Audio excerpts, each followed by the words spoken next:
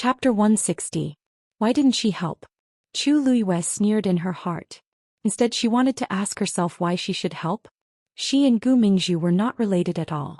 Moreover, Gu Mingzhu had betrayed her to the black flying python in order to save her own life. She had yet to settle this score. How could the Gu family have the nerve to ask her to pay for Gu Mingzhu's life? Chu Luiyue said indifferently, the situation was critical at that time. It was already extremely difficult for me to survive. How could I care about other things? Madame Gu, don't forget that it was a black flying python. Do you think I'm its match? Yu Xinling was speechless. Then how did you escape? Who knows if you used my daughter's life in exchange for a way out? Yes, that must be it. Yu Xinling suddenly raised her voice, as if she was certain that Chu Luiyue must have used despicable means to survive. Chu Luiyue was so angry that she laughed. As the saying went, like father like son. Yu Xinling and Gu Mingzhu, this pair of mother and daughter, indeed had the same brain circuit. If the person present at that time was Yu Xinling, she would probably make the same choice as Gu Mingzhu and use someone else's life in exchange for her own. Madame Gu, I've already said it very clearly. I was lucky to be able to come back alive. But if you don't want to believe me, then what else can I say? You only believe in your own imagination. Since that's the case, you can think whatever you want. But today, if you can't produce evidence, I won't go with you. I still have something to do, so I'll leave first. With that, Chu Luiyue turned to leave. You can't leave. Yu Xinling took a few steps forward and was about to grab Chu Luiyue's sleeve, but she gently swayed and dodged. Chu Luiyue's patience was completely exhausted. Madame Gu, I don't have that much patience. Her tone was very calm, but a cold light seemed to flash in her obsidian-like eyes. For some reason, Madame Gu suddenly felt a little timid and did not dare to reach out to grab Chu Luiyue. Chu Luiyue turned around and walked towards the academy. Bai Qin walked in front of Yu Xinling and sighed, persuading her, Madame Gu, I know that Mingzhu's incident is a huge blow to you. As teachers, we are also very sad. But even so, they couldn't just randomly accuse others, right? Moreover, we all know Lu Yu's character. She would never do something like that. So I think you should go back and have a good rest today. Yu Xinling refused. Teacher Bai Qin, you're determined to protect Chu Luiyue today, aren't you? What kind of soup did she feed you to make you trust her so much? Think about it, in that kind of situation, if she didn't use some kind of method, how could she have escaped? Bai Chen's expression also turned cold. Madame Gu, are you saying that all the teachers and elders of Tianlu Academy are covering for Chu Luiyue? Yu Xinling thought that this might not be impossible, but she didn't dare to say it out loud. She glared viciously at Chu Luiyue. Her eyes were filled with hatred. Wuxia was right. Chu Luiyue was really a vicious and venomous snake. I don't know what kind of person Chu Luiyue is. I only know that she could betray the Chu family that gave birth to her. She kicked them away and even wanted to peel off a layer of their skin after she left. She stirred up chaos in the Chu family, let alone other people. Chu Luiyue, if you don't give me a satisfactory explanation today, I won't leave. After she finished speaking, her legs turned to jelly and she collapsed on the ground, crying out loud. My poor daughter. You died so tragically. Someone else caused your death, but I couldn't do anything about it. Mother is useless. Mother is useless. When the few followers beside her saw this, they immediately knelt down and cried in unison. Second Missy. You've been harmed by that evil person. The corners of Chu Luiyue's eyes twitched. Was she planning to cry at Tianlu Academy's entrance? She frowned and looked back. She only felt that it was ridiculous. No matter what, Yu Xinling was the matriarch of the Gu family. She had a noble status. How could she do such a thing? No matter how sorrowful and angry she was, her actions were equivalent to throwing the Gu family's face. Why didn't she consider it at all? When Yu Xinling saw Chu Luiyue's reaction, she thought that she was afraid and cried even harder. Her shrill and mournful voice could be heard from afar. Very quickly, many people gathered outside the entrance to watch the commotion. Some people started pointing at Chu Luiyue as if they were gossiping. Bai Qin had never seen such a scene before. He was momentarily stunned. After regaining his senses, he was furious. If they cried like this, where would Chu Luiyue and Tianlu Academy be? He frowned and said, Madame Gu, it's not appropriate for you to make such a scene, right? Yu Xinling pretended not to hear anything. She only cared about crying. Bai Qin had a bad temper. He immediately panicked. Chu Luiyue hurriedly pulled him back. Teacher Bai Chen, don't do anything. With so many people watching, whoever made the first move would be in the wrong. Bai Chen was extremely frustrated. Are we just going to let them make a scene here? What about your reputation? The surrounding people had already heard the gist of the situation. They started discussing in low voices. I was wondering why this person's identity was so special. So she's the Gu family's matriarch. No wonder she dared to go against Tianlu Academy. That's not right. Tianlu Academy is not that easy to provoke. You don't know this, right? Gu Mingzhu was her only daughter. She relied on Gu Mingzhu to stabilize her position in the Gu family. Now that Gu Mingzhu is dead, there are many people coveting her position. She's in danger now. How can she not hate her? She can't be blamed for making such a scene without caring about anything else. I see. Based on what she said, it was Chu Luiyue who killed Gu Mingzhu? I find it strange too. Think about it. It was such a dangerous situation, but why did Chu Luiyue survive? Gu Mingzhu was the Gu family's most favored second young mistress. She must have some trump cards. Even she is dead, but Chu Luiyue. Actually, I wanted to say this a long time ago. This Chu Luiyue is really strange. Back then, the Chu family didn't treat her well. After she cut ties with them, the Chu family's days became difficult. I heard that Gu Mingzhu didn't have a good relationship with her. She died after being trapped with her. This is really hard to say. Bai Chen was furious when he heard the discussions around him. However, when he saw Chu Luiyue's expression, not only was he not angry, but he even smiled. Luiyue, how can you still smile now? If you let these people continue, you will really be the sinner who killed Gu Mingzhu. Do you know that 3 people make a tiger? Chu Luiyue crossed his arms and smiled faintly. Teacher Bai Chen, they specially arranged so many people to put on a show. Wouldn't it be a waste if we don't enjoy it? Bai Chen was stunned. You mean these people? It's hard for Madame Gu to do such a despicable thing with her status. Chu Luiyue said softly and walked in front of Yu Zhenling. Madame Gu, tell me who taught you these things. Yu Zhenling's crying stopped abruptly. Mobile users, please browse and read. A better reading experience comes from the Love Network. Chapter 161. She guiltily avoided Chu Luiyue's gaze and deliberately raised her voice.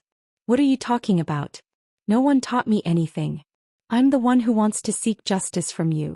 If you don't give me an explanation today, I won't leave. Chu Luiyue softly said, Oh. Madame Gu, it's fine if you don't say anything, but you have to think carefully. Is it worth it to sacrifice your status as the Gu family's matriarch just for a moment of pleasure? Yu Zhenling really couldn't cry now. What are you trying to say? What do you mean by it's not worth it? Chu Luiyue sighed. She really didn't know how Yu Zhenling had protected her status all these years.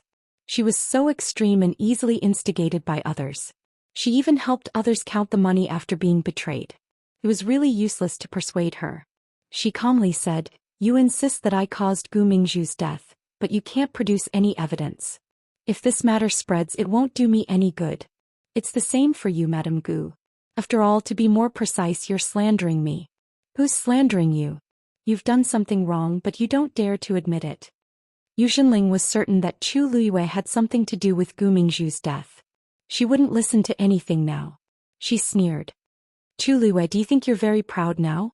Yes, you got into Tianlu Academy and became a so-called genius. Normal people really don't dare to provoke you.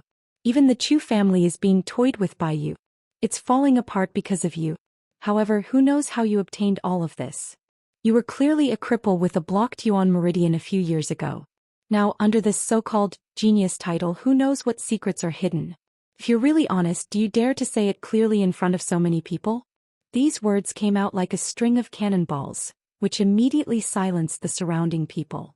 Countless pairs of eyes looked at Chu Luiyue with curiosity and excitement. Obviously, they also wanted to know the answer. After hearing this, Chu Luiyue relaxed her brows. As expected, it was still related to the Chu family. There were only a few people who hated her to the core. She didn't need to ask to guess. However, in order to deal with her, he had gone through so much trouble and even encouraged Yu Zhenling to bring the Gu family to cause trouble. He was really brainless as usual. She whispered, Mrs. Gu, you're standing up for someone. Don't be unaware that you're being used in the end. Yu Zhenling sneered. What? Can't say it? Let me tell you, even if this matter is brought up to His Majesty, I will not let you off easily. Only your death can make up for my daughter's life. From the looks of it, he was determined to fight to the death with Chu Luiyue. Madame Gu, aren't you going overboard by asking for the life of a Tianlu Academy student? An old and deep voice rang out, immediately suppressing the cries of Yu Zhenling and the others. Chu Luiyue looked at the person in surprise. Elder son, why are you here? Elder son looked at her and tried his best to maintain a calm expression. However, he couldn't help but look happy. I heard that you were back, so I wanted to come and take a look. I didn't expect to hear cries from afar. So, someone is making things difficult for you. Chu Luiyue coughed in embarrassment. Sorry to disturb you. It's not really a disturbance. Even if it is, it's someone else. It's not your fault. As elder son spoke, he looked at Yu Zhenling and saw her sitting on the ground without a care for her image. His face darkened. Madame Gu, what are you doing? Yu Zhenling was shocked. She didn't expect elder son to appear. Although she was furious, she knew that elder son was one of the top people in Tianlu Academy. She didn't dare to be impudent in front of him. Thus she hurriedly stood up and said, Elder son, you came at the right time. Mingzhu is also a student of the academy, but she died tragically outside. Even her corpse. As she spoke, tears flowed down her face again. All of this is Chu Luiyue's fault. She caused Mingzhu's death. Such a vicious person doesn't have the right to stay in Tianlu Academy. Elder son's frown deepened. Luyu caused Mingzhu's death? Where did you hear this from? Why don't I know about it? Elder son, do you know that the two of them were trapped on a mountain? Mingzhu is dead, but Chu Luiyue is still alive. Don't you think it's strange? You, elder son looked at her with a heavy gaze and interrupted her mercilessly. Of course I know about this because I was at the foot of the mountain. I saw it clearly. Yu Zhenling was stunned and immediately rejoiced. That's great. So, you saw everything that happened at that time? Chu Luiyue caused Mingzhu's death, right? Chu Luiyue, don't you want evidence? Elder son is here. His words are the evidence. As one of the great elders of Tianlu Academy, Sun Zhongyan's status was extraordinary. Normally he would not side with anyone. No one would doubt the truth of what he said. Chu Luiyue was also surprised. Elder son, you were there at the time? Elder son nodded. Only the two of you were trapped, so I let the others leave first. I went alone to save the two of you. However, when I reached the foot of the mountain, I realized that it was occupied by countless fiend beasts. There was no way to enter, let alone anything else. Chu Luiyue understood and her heart warmed. I see. She did not expect this to happen. Elder son could be considered to have done everything he could for them. You don't have to blame yourself. The situation was critical. If you had barged in, you would have been in trouble. Elder son sighed. I saw the two of you being swallowed by the black whirlpool with my own eyes. That's why I thought you were. I didn't expect you to return safely. He was actually very curious. He did not know how Chu Luiyue had escaped, but now was not the time to ask. He stepped forward and looked at Yu Zhenling. Madame Gu, you should apologize to Luyu. Yu Zhenling was stunned. What? Elder son said word by word. That's because the person who betrayed her fellow disciples in exchange for a chance to live was not Chu Luiyue, but Gu Mingzhu. Digression. The remaining two photos were slightly later, around noon. Mobile users, please browse and read. A better reading experience came from Love Network. Chapter 162. Elder son's words were full of energy. It was like a sudden clap of thunder. Not only Yu Zhenling but everyone else was also dumbfounded. This meant, elder son? What are you talking about? Yu Zhenling subconsciously retorted, the one who is alive now is Chu Luiyue. The one who is dead is my Mingzhu. How could it be? At that time Chu Luiyue and Gu Mingzhu were trapped on the mountain. The black flying python led many magical beasts and surrounded the mountain. Actually, from the beginning the black flying python wanted to kill Luyu. But at that time the black flying python was trapped for some reason. Luyu wanted to take the opportunity to escape. But just as she was about to escape, Gu Mingzhu stopped her. Not only did she attack Luyu, she also hugged her leg and didn't let her leave. Although I was some distance away, I saw that she was holding Luyu back while talking to the black flying python. But the black flying python didn't care and directly swallowed her into the black vortex. Luyu was dragged down by her and couldn't hold on for long. She was also sucked into the vortex. With every word Elder Sun said, Yu Jinling's face turned paler. In the end she was as pale as a ghost. Her strength seemed to have been sucked away in an instant. She was on the verge of collapsing. The people beside her quickly went forward to support her. Bible. This is impossible. Mingzhu isn't that kind of person. She wouldn't do such a thing. She appeared fierce on the outside but was weak on the inside. Although she appeared to be strong on the surface, she actually felt a little guilty. Gu Mingzhu was her daughter, so she knew her best. When Gu Mingzhu returned home, she had repeatedly expressed her dissatisfaction with Chu Luyue. Later she made a bet with Chu Luyue and lost 2 level 5 Xian formation diagrams. Gu Mingzhu hated her even more. The two of them were trapped. She might really, Elder Sun said coldly. Madame Gu, are you saying that I'm lying? Yu Jinling couldn't speak. Her forehead was already covered in cold sweat. How could she dare to say that Elder Sun was lying? Moreover, even if she didn't believe it, Elder Sun was a person of virtue and prestige. Others would definitely think that what he said was true. Yesterday when she received Lu Yao's letter, she was blinded by anger. All she wanted was to take Chu Liyue's life. But now even Elder Sun stood up for Chu Liyue. The situation had already been decided. Even if she continued to cause trouble, it would be useless. Seeing Yu Jinling like this, everyone came back to their senses. Yu Jinling originally wanted to cause trouble for Chu Liyue, but now that Elder Sun had spoken, she could no longer pester endlessly. Seeing that the situation was not right, a few people in the crowd quietly turned around and left. Chu Liyue glanced at him but did not stop him.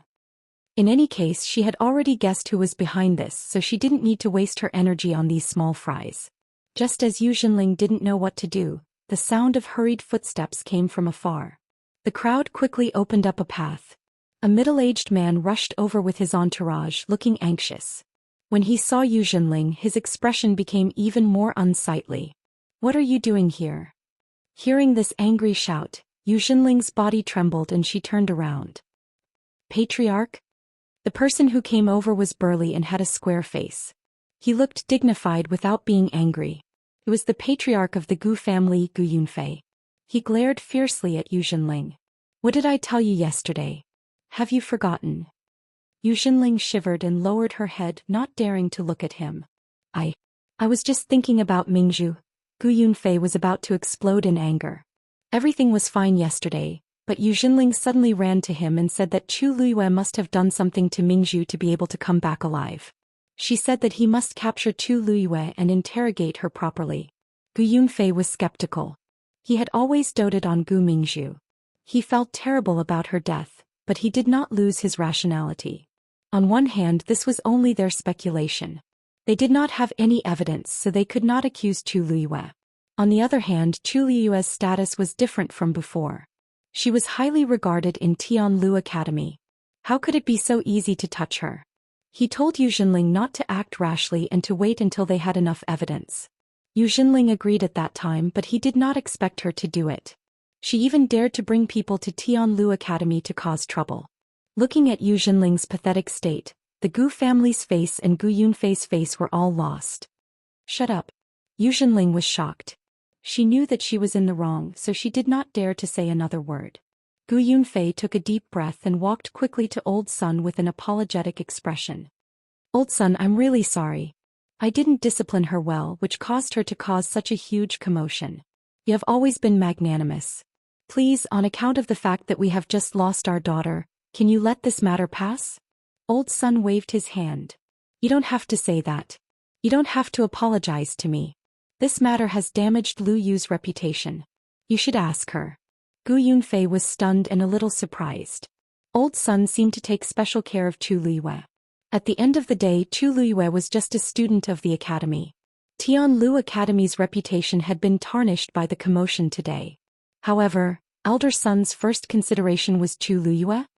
He suppressed the shock in his heart and said to Yu Jinling angrily, "Did you hear what Old Sun said? Why aren't you apologizing to Lu Yu?" Yu Jinling widened her eyes. Family head, you want me to apologize to her? She was the matriarch of the Gu family. Who is Chu Liyue? Gu Yunfei said coldly, do you want me to apologize on your behalf? Yu Jinling was shocked and her aura immediately weakened. Without Mingzhu, her position in the Gu family was very dangerous. If she offended the family head now, then... She gritted her teeth and her legs felt like they were filled with lead. She walked step by step to Chu Liwei, and her voice seemed to be squeezed out from her throat with difficulty. I'm sorry. Chu Liwei blinked. Madame Gu, what did you say? I didn't hear you clearly. Yu Xinling was so angry that her whole body trembled. How could she not have heard clearly? She was deliberately making things difficult for her. Gu Yunfei looked at her warningly. Yu Xinling had no choice but to close her eyes in resentment. I'm sorry. Mobile users, please browse and read. A better reading experience comes from Love Network. Chapter 163. Chu Liwei looked at her sympathetically. I wouldn't dare. Madame Gu is of noble status. I can't accept your apology. However, Madame Gu, you seem to be crying too hard just now. Listen, your voice is hoarse now. Yu Xinling was so angry that she almost couldn't breathe. Wasn't she mocking her on purpose? That's enough. Gu Yunfei shouted angrily and looked at his subordinates behind him. Hurry up and send Madame Gu back. Take care of her. Yes. They hurried forward and half supported and half forced Yu Xinling away. With Gu Yunfei here, Yu Xinling didn't dare to make a fuss no matter how angry she was. She could only leave with them. Gu Yunfei finally heaved a sigh of relief when they were completely out of sight. Elder son Lu Yu, this. Master Gu, elder son already said it very clearly. Gu Mingzhu failed to harm me and lost her life in the end. In fact, it wasn't just this time. It was the same before. She wanted to steal the cub of the golden mane bear but failed and was hunted down instead. Later, she purposely dragged our team down with her, causing us to be threatened by the golden mane bear. If it weren't for our good luck, even Mu Hongyu and the rest wouldn't have been able to escape death, much less me. Chu Liyue's expression was calm, but what she said shocked everyone once again. I'm of ordinary status. It doesn't matter if I die or get hurt. However, Mu Hongyu is Princess Yongping. If something happens to her because of this, Master Gu, I'm afraid you'll be in trouble. Gu Yunfei's remaining words were stuck in his throat. He didn't know if Chu Liyue was telling the truth, but elder son was on her side. Even if it was fake, it was true. I originally thought that since Gu Mingzhu is no longer here, we don't need to pursue this matter. After all, the dead are more important. However, I didn't expect that after I gave in again and again, all I got in return was groundless accusations and slander. Master Gu, although I'm not a great person, I won't admit to things I haven't done. If others want to slander me, I definitely won't sit back and do nothing. Fortunately, elder son was here today. Otherwise, I wouldn't be able to clear my name even if I jumped into the Yellow River. What do you think? Gu Yunfei felt a chill run down his back. Then what do you want? Chu Liwei paused and smiled. Mrs. Gu has already apologized to me in front of everyone. Of course, I won't hold it against her. Let's just forget about this matter. The stone in Gu Yunfei's heart was finally lifted. That's good, that's good. However, Chu Liwei took a step forward, lowered his voice and laughed. Gu family head, Madame Gue has lost her beloved daughter. Now that she's grieving, it's easy for her to be incited by others. Perhaps someone might take advantage of her. You'd better pay more attention. Gu Yunfei's heart thumped. The farce finally came to an end. Chu Liyue returned to the academy and briefly told elder son and Bai Chen what had happened over the past 2 days. However, she didn't mention how she had escaped from the black vortex. She only said that she had fainted and found herself lying in the forest when she woke up. She didn't know what had happened.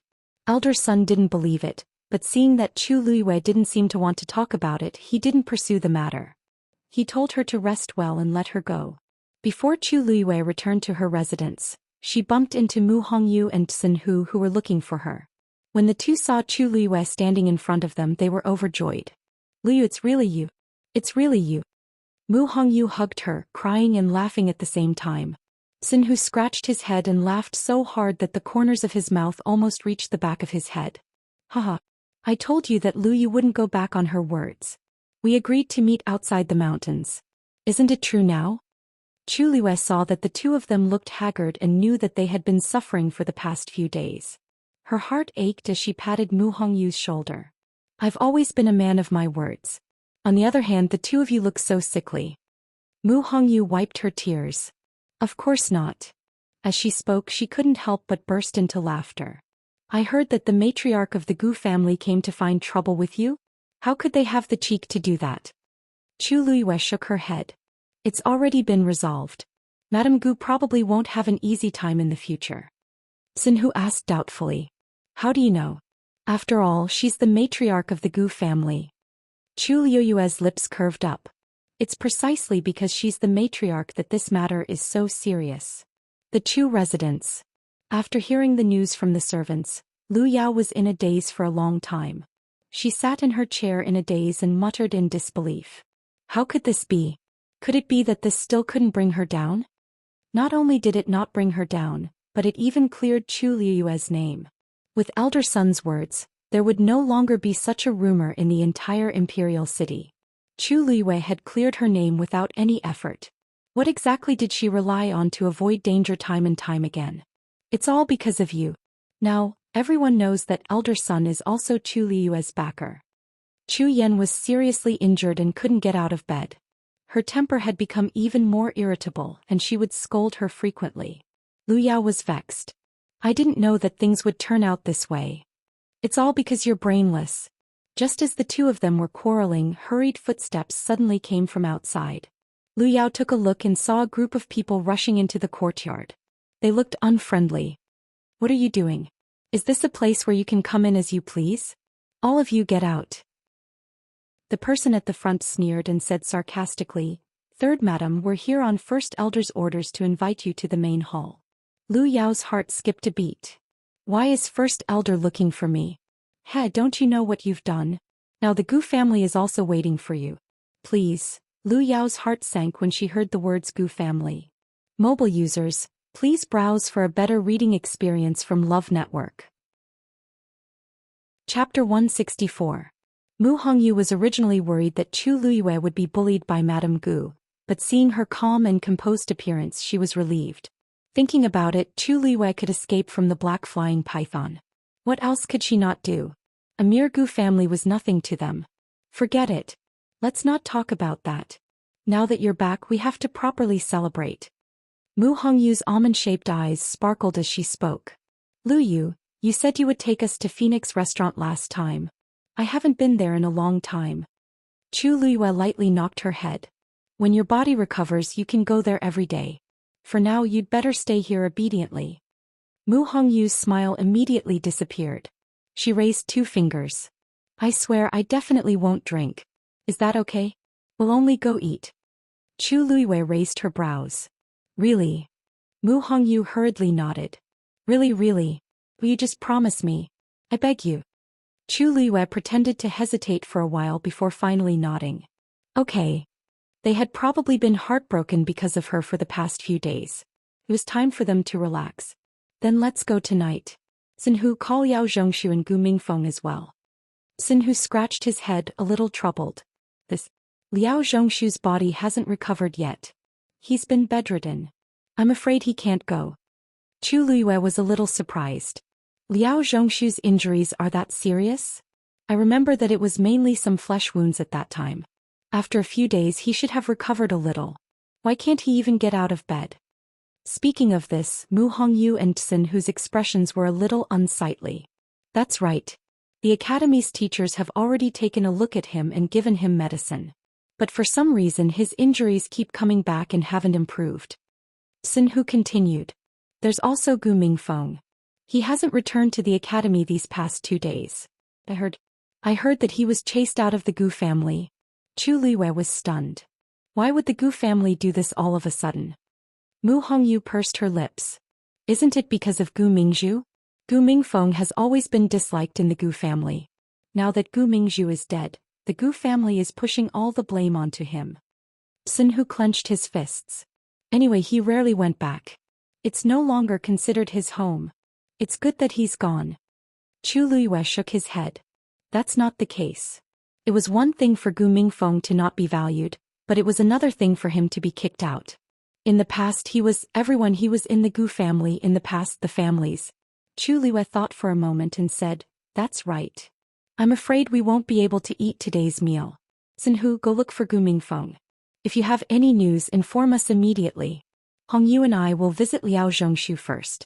Upon hearing Chu Luiyue's words, the duo agreed. After all, they had gone through life and death together. They couldn't ignore him. Mu Hongyu stopped joking. I know where Liao Zhongshu lives. Come with me. The moment Chu Liyue followed Mu Hongyu to the warrior student's residence, they attracted a lot of attention. The news of Chu Liyue's safe return had already spread throughout the academy the day before. Many people were curious when they heard that she was coming back today. Seeing that Chu Liyue had actually come to the warrior's residence, it naturally caused quite a commotion. Chu Liyue ignored it and followed Mu Hongyu to a small building. Mu Hongyu walked to the door and knocked. Jiyurong, are you there? The door was quickly opened. It was a tall and thin youth. He recognized Mu Hongyu at a glance and smiled warmly. Mu Hongyu, are you here to take a look at Zhongshu? Mu Hongyu nodded. Yes. Lu Yu and I are here to visit him. The youth was stunned when he heard Chu Liyue's name. Only then did he see that there was another person behind her. A strange expression flashed across his face, but it was fleeting. So you came together. Come in. Zhongshu just woke up. You can go up and visit him. Chu Liyue narrowed her eyes. Mu Hongyu didn't sense anything wrong. She pulled Chu Liyue to the second floor. We'll go up first. Sorry to trouble you these few days. Jiyurong smiled. We're all classmates. It's my duty. You guys chat. I have something to do, so I'll go out first. After saying that, he simply packed up his things, closed the door and left. Chu Liyue looked back at him. She didn't know if it was an illusion, but she felt that Jiyurong's footsteps seemed to be fleeing. As she went up the stairs, she asked, that Jiyurong also lives here? That's right. He's been living here with Zhongshu. This is the martial artist area. Everyone lives together. It's not like you mystics who have good conditions and can each have your own courtyard. Zhongshu often talks about him, but he's a bit introverted and rarely interacts with us. Mu Hongyu said as she walked. However, he's really a good person. He's been taking care of Zhongshu for the past few days. Chu Liyue nodded and didn't ask any more questions. As they spoke, the two reached the bedroom on the second floor.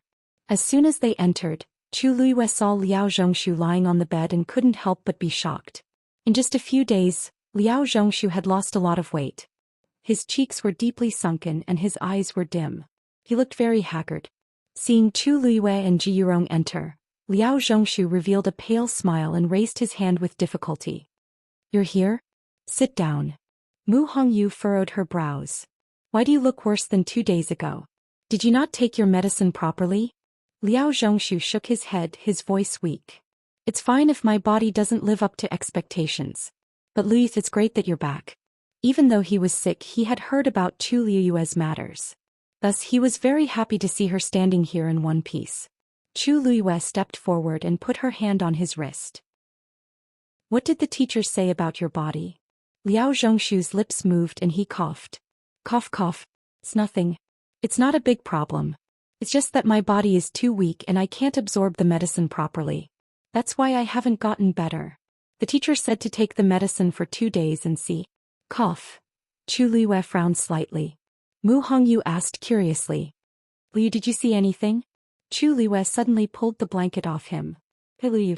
Mu Hongyu jumped in fright and tried to stop her. Unfortunately, Chu Liyue was too fast and couldn't stop her. Liao Zhongshu didn't expect Chu Liyue to do this either.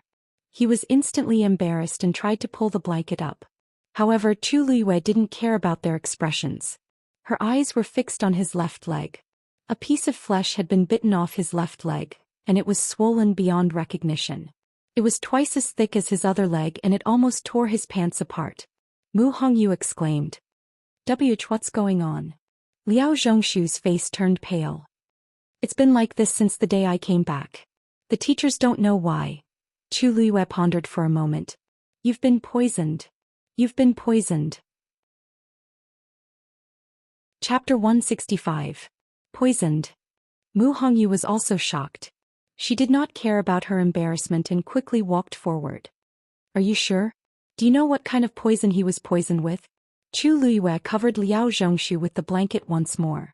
Instead of answering Mu Hongyu's question, he turned to Liao Zhongshu and asked, Have your legs been itching for the past 2 days? Furthermore, they start bleeding whenever you scratch them? Liao Zhongshu nodded in a daze. That is indeed the case. How did you know? Chu Liyue had only taken a glance through his clothes, yet he was able to guess it so accurately. How I know isn't important. What's important is that the poison has already spread throughout your body. In less than 3 days it will reach your lungs. At that time there will be nothing I can do. Liao Zhongshu immediately became nervous. So serious? But I haven't even left my room since I came back. How could I be poisoned? Furthermore, the teachers didn't say anything about it.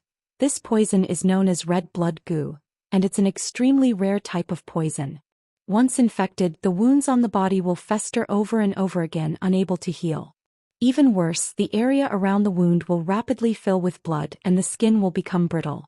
The itch will be unbearable and the slightest touch will cause the wound to rupture. In the end, your skin will crack and you will die of blood loss. With every word Chu Luiyue spoke, Mu Hongyu and Liao Zhongshu's faces turned paler. By the end, their faces were as pale as ghosts. This was especially true for Liao Zhongshu. He was already on the verge of death, and after hearing those words, he found it hard to breathe. This. I don't know what happened either. Could it be that He couldn't finish his words, but Chu Luiyue and Mu Hongyu knew what he was worried about. Even the teachers of the academy couldn't see through such a formidable poison, let alone treat it. This meant that he only had a few days left to live. Mu Hongyu looked worriedly at Chu Luiyue. Liu, is it really that serious? Then do you have any ideas? Since you were able to recognize it, you must have a solution, right? Liao Zhongshu also looked at her with a glimmer of hope. Chu Luiyue remained silent for a moment. I recognize this poison, but if you want to completely cure it, you need at least 100 herbs. Most of them are extremely precious. It will be difficult to find them in a short period of time. If it was her previous life, it wouldn't be a problem for her to deal with this kind of poison. But with the current circumstances, it was really difficult. There were some herbs that could not be found even in the entire country. The light in Liao Zhongshu's eyes gradually dimming eyes. He was stunned for a moment before he smiled bitterly. I guess I can only wait. Mu Hongyu looked at Chu Luiyue and then at Liao Zhongshu. Her heart felt like it was being roasted on fire. She and Liao Zhongshu had always had a good relationship. In addition, Liao Zhongshu had helped them a lot in surviving this time. The friendship between them had long surpassed that of ordinary fellow disciples. But now they were actually going to watch him die right in front of their eyes. The room fell into silence for a moment. Chu Luiyue suddenly asked, "How did you get poisoned?" Liao Zhongshu was at a loss. I don't know. I was fine before I went to Wanling Mountain. But after I came back my wounds kept worsening. So you were poisoned in the academy after you came back? I think so. After I came back I didn't even leave this room. As Liao Zhongshu spoke, he frowned and fell into deep thought. But I don't know what went wrong either. Ever since I came back to recuperate, I've been taking medicine and resting according to the teacher's instructions. I haven't touched anything else. Chu Luiyue crossed her arms and suddenly asked, "How does Ji Yurong treat you?" Him. He treats me very well. He has been taking care of me for the past few days. Do you suspect that he poisoned me? Liao Zhongshu finally understood what Chu Luiyue meant, but he subconsciously denied it. That's impossible. We've been living here since the day we were admitted to the academy. We get along well. Although we're not as close as biological brothers, we have a good relationship. He has no reason to harm me. Mu Hongyu could not help but interrupt. That's right. Liu, I know that Ji Yurong. He's a good person. I don't think he would do such a sinister thing. You can't judge a book by its cover. If it wasn't him, did you poison yourself? Chu Luiyue disagreed with the two's words. If he really didn't do anything, why did Ji Yurong look so guilty when he saw her? Mu Hongyu and Liao Zhongshu were speechless. Chu Luiyue's words were reasonable. What do we do now? We can't just arrest him and interrogate him, right? Then even if he did it, he definitely wouldn't admit to it. Mu Hongyu rubbed her temples and felt that her head was hurting. Chu Luiyue looked around and saw an empty bowl beside Liao Zhongshu. She could faintly smell a faint medicinal fragrance. Is this the bowl you drink your medicine from? So clean. Liao Zhongshu nodded. Every time I drink my medicine, Yurong would immediately wash the bowl. He said that the smell was too strong and he was worried that it would affect my rest. So he would wait until I finished drinking it and wash it before bringing it back. Liao Zhongshu's voice gradually trailed off. He looked at the bowl with a strange expression. Could it really be him? At first he thought that Ji Yurong was taking care of him and was very grateful. But now that he thought about it, it was indeed strange. He was a patient. So what if he smelled the medicine? Even he did not care. Why did Ji Yurong care so much about it? He tried to persuade Ji Yurong not to go through so much trouble, but Ji Yurong always said that it was a small matter. Mu Hongyu suddenly jumped up and ran to the bowl to examine it carefully. Lu Yu, are you saying that there's something wrong with the medicine? Unfortunately, the bowl has been washed clean. There's no evidence left. Why don't we check it the next time Zhongshu drinks his medicine? Chu Liuyue's red lips twitched as she shook her head.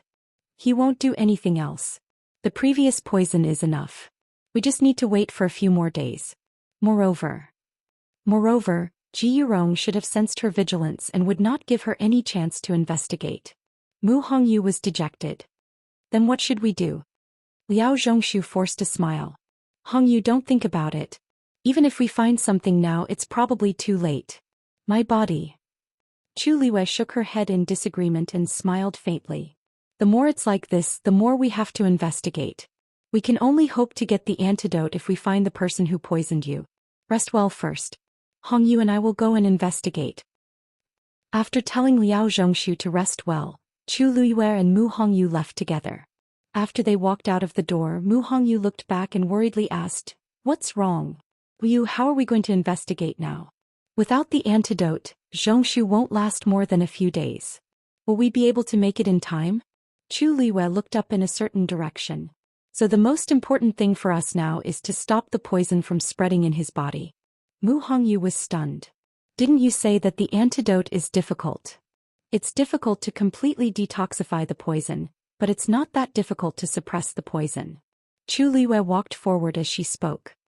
Hey, where are you going? Chu Liwei did not even turn around. Heavenly Medicine Pavilion.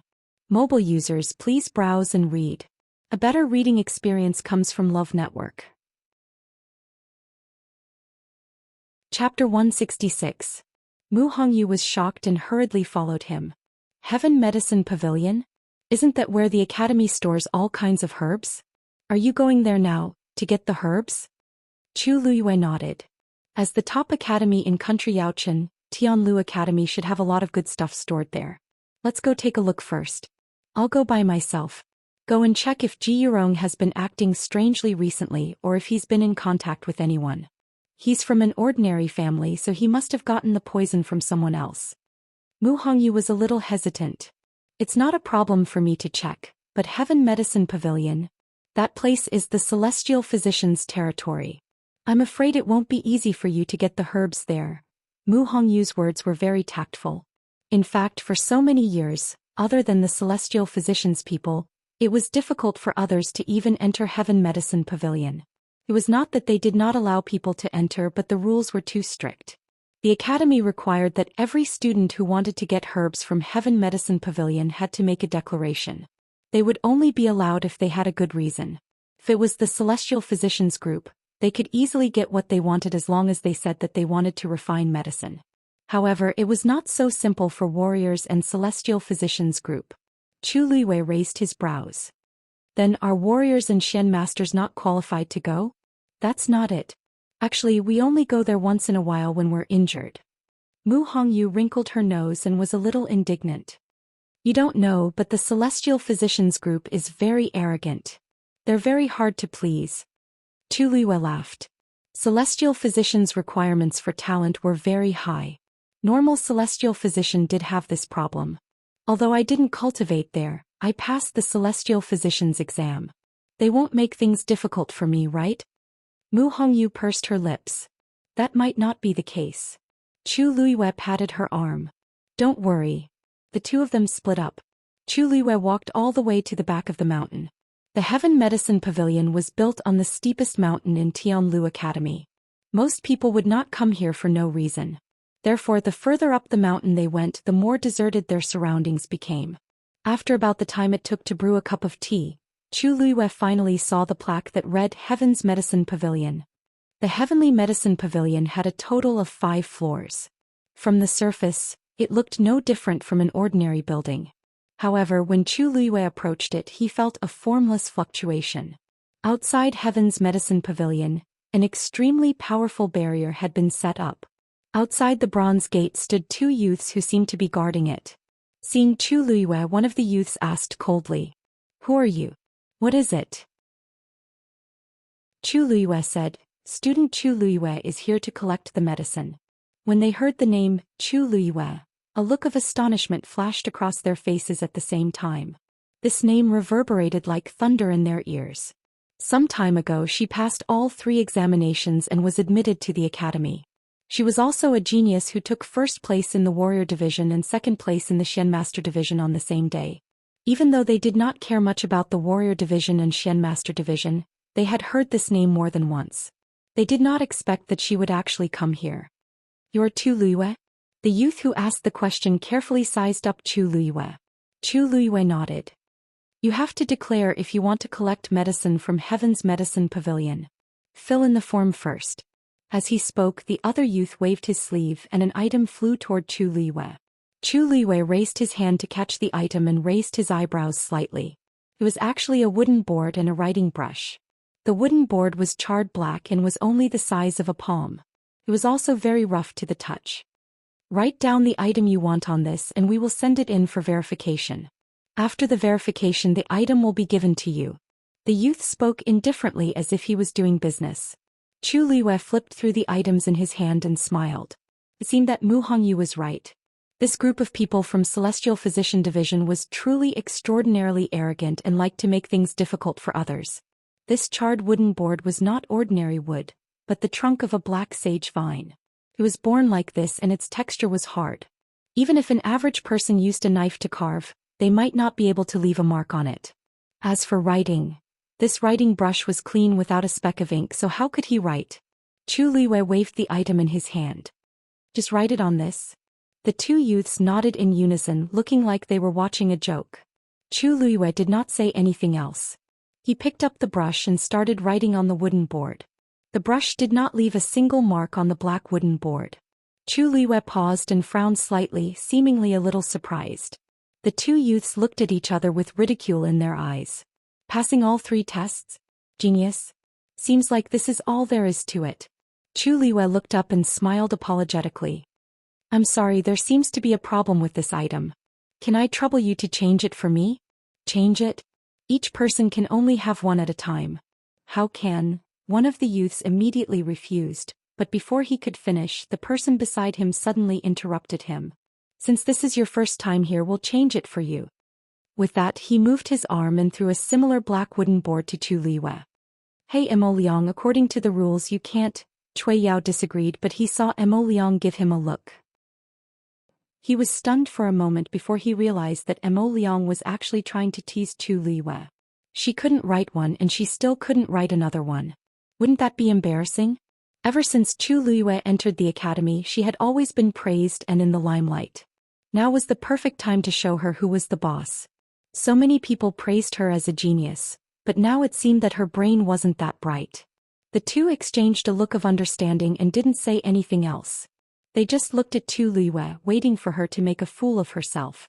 Sure enough, Chu Luiyue still couldn't leave a mark on it.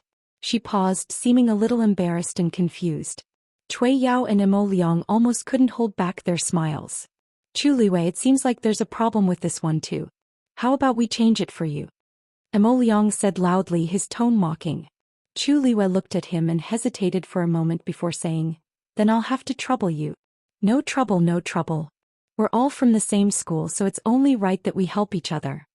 Mo Liang held back his laughter and threw another wooden board to Chu Luiyue.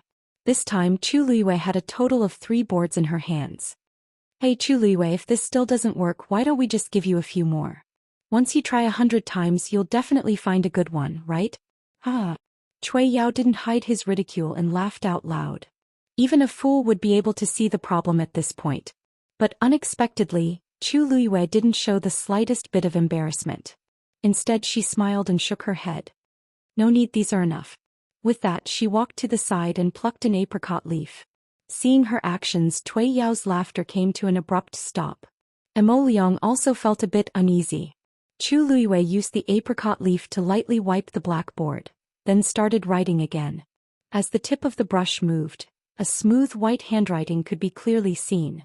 Mobile users, please browse for a better reading experience from LoveNet. Chapter 167. Black sage vine and bitter apricot leaf were natural enemies. After wiping with bitter apricot leaf, a thin layer of coating would be left. Although the brush didn't have ink, it was made of snow wolf fur and could easily leave a mark on it. This method was simple, but those who didn't understand it would be stumped. The Cui and Yao duo wanted to use this to make things difficult for Chu Luiyue and embarrass her once. When Chu Luiyue said that the item was broken and asked to change it, the two were secretly pleased with themselves, thinking that they had succeeded in pranking her. But now, looking at the words on the blackboard, they couldn't laugh anymore. The smile on Cui Yao's face didn't fade, but his eyes were full of shock. He looked very stiff and strange. Emo Liang wasn't any better. He realized almost immediately, Chu Luiyue did it on purpose. She clearly knew what to do but pretended not to know. They thought that they had tricked her, but in fact they were under her control. When the two of them were laughing at her, she was probably very pleased with herself. Chu Luiyue wrote a line, then looked up at the two with a slight smile. So this thing isn't broken. Look, it's written quite smoothly. Cui Yao's expression was so ugly that it looked like he had swallowed a fly. Emo Liang pointed at Chu Luiyue, suppressing his anger. You already knew how to write this. You tricked us? Chu Luiyue blinked. That's right. She said it so casually that the two men didn't know what to say for a moment. This Chu Luiyue was too arrogant. How dare you? Chu Luiyue, do you know where you are? How dare you deceive us in public? Emo Liang cursed angrily. Chu Luiyue smiled faintly. Weren't you two the ones who made things difficult for me first? I just came to take some herbs and you tried to stop me. I'm just giving you a taste of your own medicine. Is that too much? Chu Luiyue's words silenced the two. Yes. It was true that they were the first to make things difficult for her, but this was the usual practice. Other than the celestial physician, everyone who came here was always like this. Chu Luiyue was no exception. It was just that, he didn't expect that he would kick an iron plate. Not only did he fail to trick Chu Luiyue, but he also became a joke. Chu Luiyue lowered his head and continued writing. Senior brothers, please wait for a moment. I still have a lot of things to write. When Cui Yao and Cui Yao heard this, they immediately looked over, only to see Chu Luiyue's pen moving like a dragon. His movements were smooth as if he didn't need to think at all. In a short period of time, the black wooden board was already half filled. However, Chu Luiyue had no intention of stopping. Only then did the two of them realize that things seemed to have spiraled out of control. Chu Luiyue had clearly come prepared. Most importantly, she had 3 black wooden boards in her hands. Emo Liang swallowed his saliva with difficulty. Chu Luiyue, each person can only fill in 1 piece of paper at a time. Hurry up and return the remaining 2 black sage vines. Chu Luiyue didn't even raise her head. Senior brother, you gave these to me. There's no reason why I can't write them, right? Cold sweat dripped down Emo Liang's forehead. I told you to stop writing. If the teacher knew that he had given Chu Luiyue 3 black sage vines at once, he would definitely punish him. At this moment, Chu Luiyue had already filled up the first black sage vine. She took the remaining 2 and smiled brightly at the two. I really can't refuse senior brother's kindness. With that, she continued to write on the 2 blank black sage vines. What a joke. To help Liao Zhongshu stop the poison, she needed a lot of herbs. Moreover, these 2 people were deliberately asking for trouble. Wouldn't it be inappropriate if she didn't repay them properly? Seeing Chu Luiyue's actions, Emo Liang's heart sank bit by bit. Finally, Chu Luiyue filled up the 3 black sage vines and handed them over. Senior brother, these are the herbs I need this time. Please send them in for the teacher's approval. Emo Liang's body stiffened. Seeing the smile on Chu Luiyue's face, Cui Yao was furious. He snatched the things away. Don't bite off more than you can chew. I'd like to see if the teacher will approve it for you. With that, she opened the door and walked in. Bang! The door closed again. Chu Luiyue shrugged, took a few steps back and waited patiently. Emo Liang was jolted awake by the sound of the door closing and returned to his senses. Cui Yao was right. Chu Luiyue's writing wasn't the most important thing. As long as the teacher didn't approve it, it would be useless for her to write. She wasn't from the Celestial Physicians team and this was her first time here. If she only wanted 1 or 2 ordinary herbs, the teacher might give them to her. However, she had asked for too much from the start. This request would definitely not be approved. With that thought, he finally heaved a sigh of relief. The waiting time was always unbearable. Mo Liang glanced at the door from time to time, but Cui Yao didn't come out. His mood became more and more restless. That's not right. The teacher would definitely reject the request. Cui Yao should have come out by now after being in there for so long. Why hasn't she come out yet? He looked back at Chu Luiyue, only to see her standing there with her hands behind her back. She looked relaxed, as if she wasn't worried about her request at all. This made him even more annoyed, and he frowned. After another 15 minutes, the door opened again and Cui Yao came out. Apart from the black sage vine that had already been erased, he didn't have any other herbs in his hand. He didn't pass. Mo Liang was delighted and quickly went up to him. What took you so long? Is the teacher busy? Is that why he rejected me so late? Cui Yao's expression was a little strange. She handed the black sage vine to Mo Liang and walked to her seat on the other side without saying anything. Mo Liang felt something was wrong. What's wrong? Cui Yao looked at Chu Luiyue with a complicated expression and said with difficulty. Her list has passed. How is that possible? Mo Liang jumped to his feet in disbelief. Cui Yao rubbed her face. Teachers Wurong said that there were too many things and some of them were placed in remote locations. He said that it would take some time to prepare them. Later he will personally come out with the things. Love Network has a better reading experience. Chapter 168. Mo Liang thought he was hallucinating, but Cui Yao didn't seem to be joking. He was stunned for a while before he muttered, How is this possible? Cui Yao didn't want to say another word. How could he not be shocked? He wanted to ask the same question too. When he handed the list over, Mr. Zhuorong frowned and looked at it for a long time. However, as he looked at it, his brows relaxed and there was a hint of excitement in his eyes. Then he put aside his work and went to prepare the herbs himself.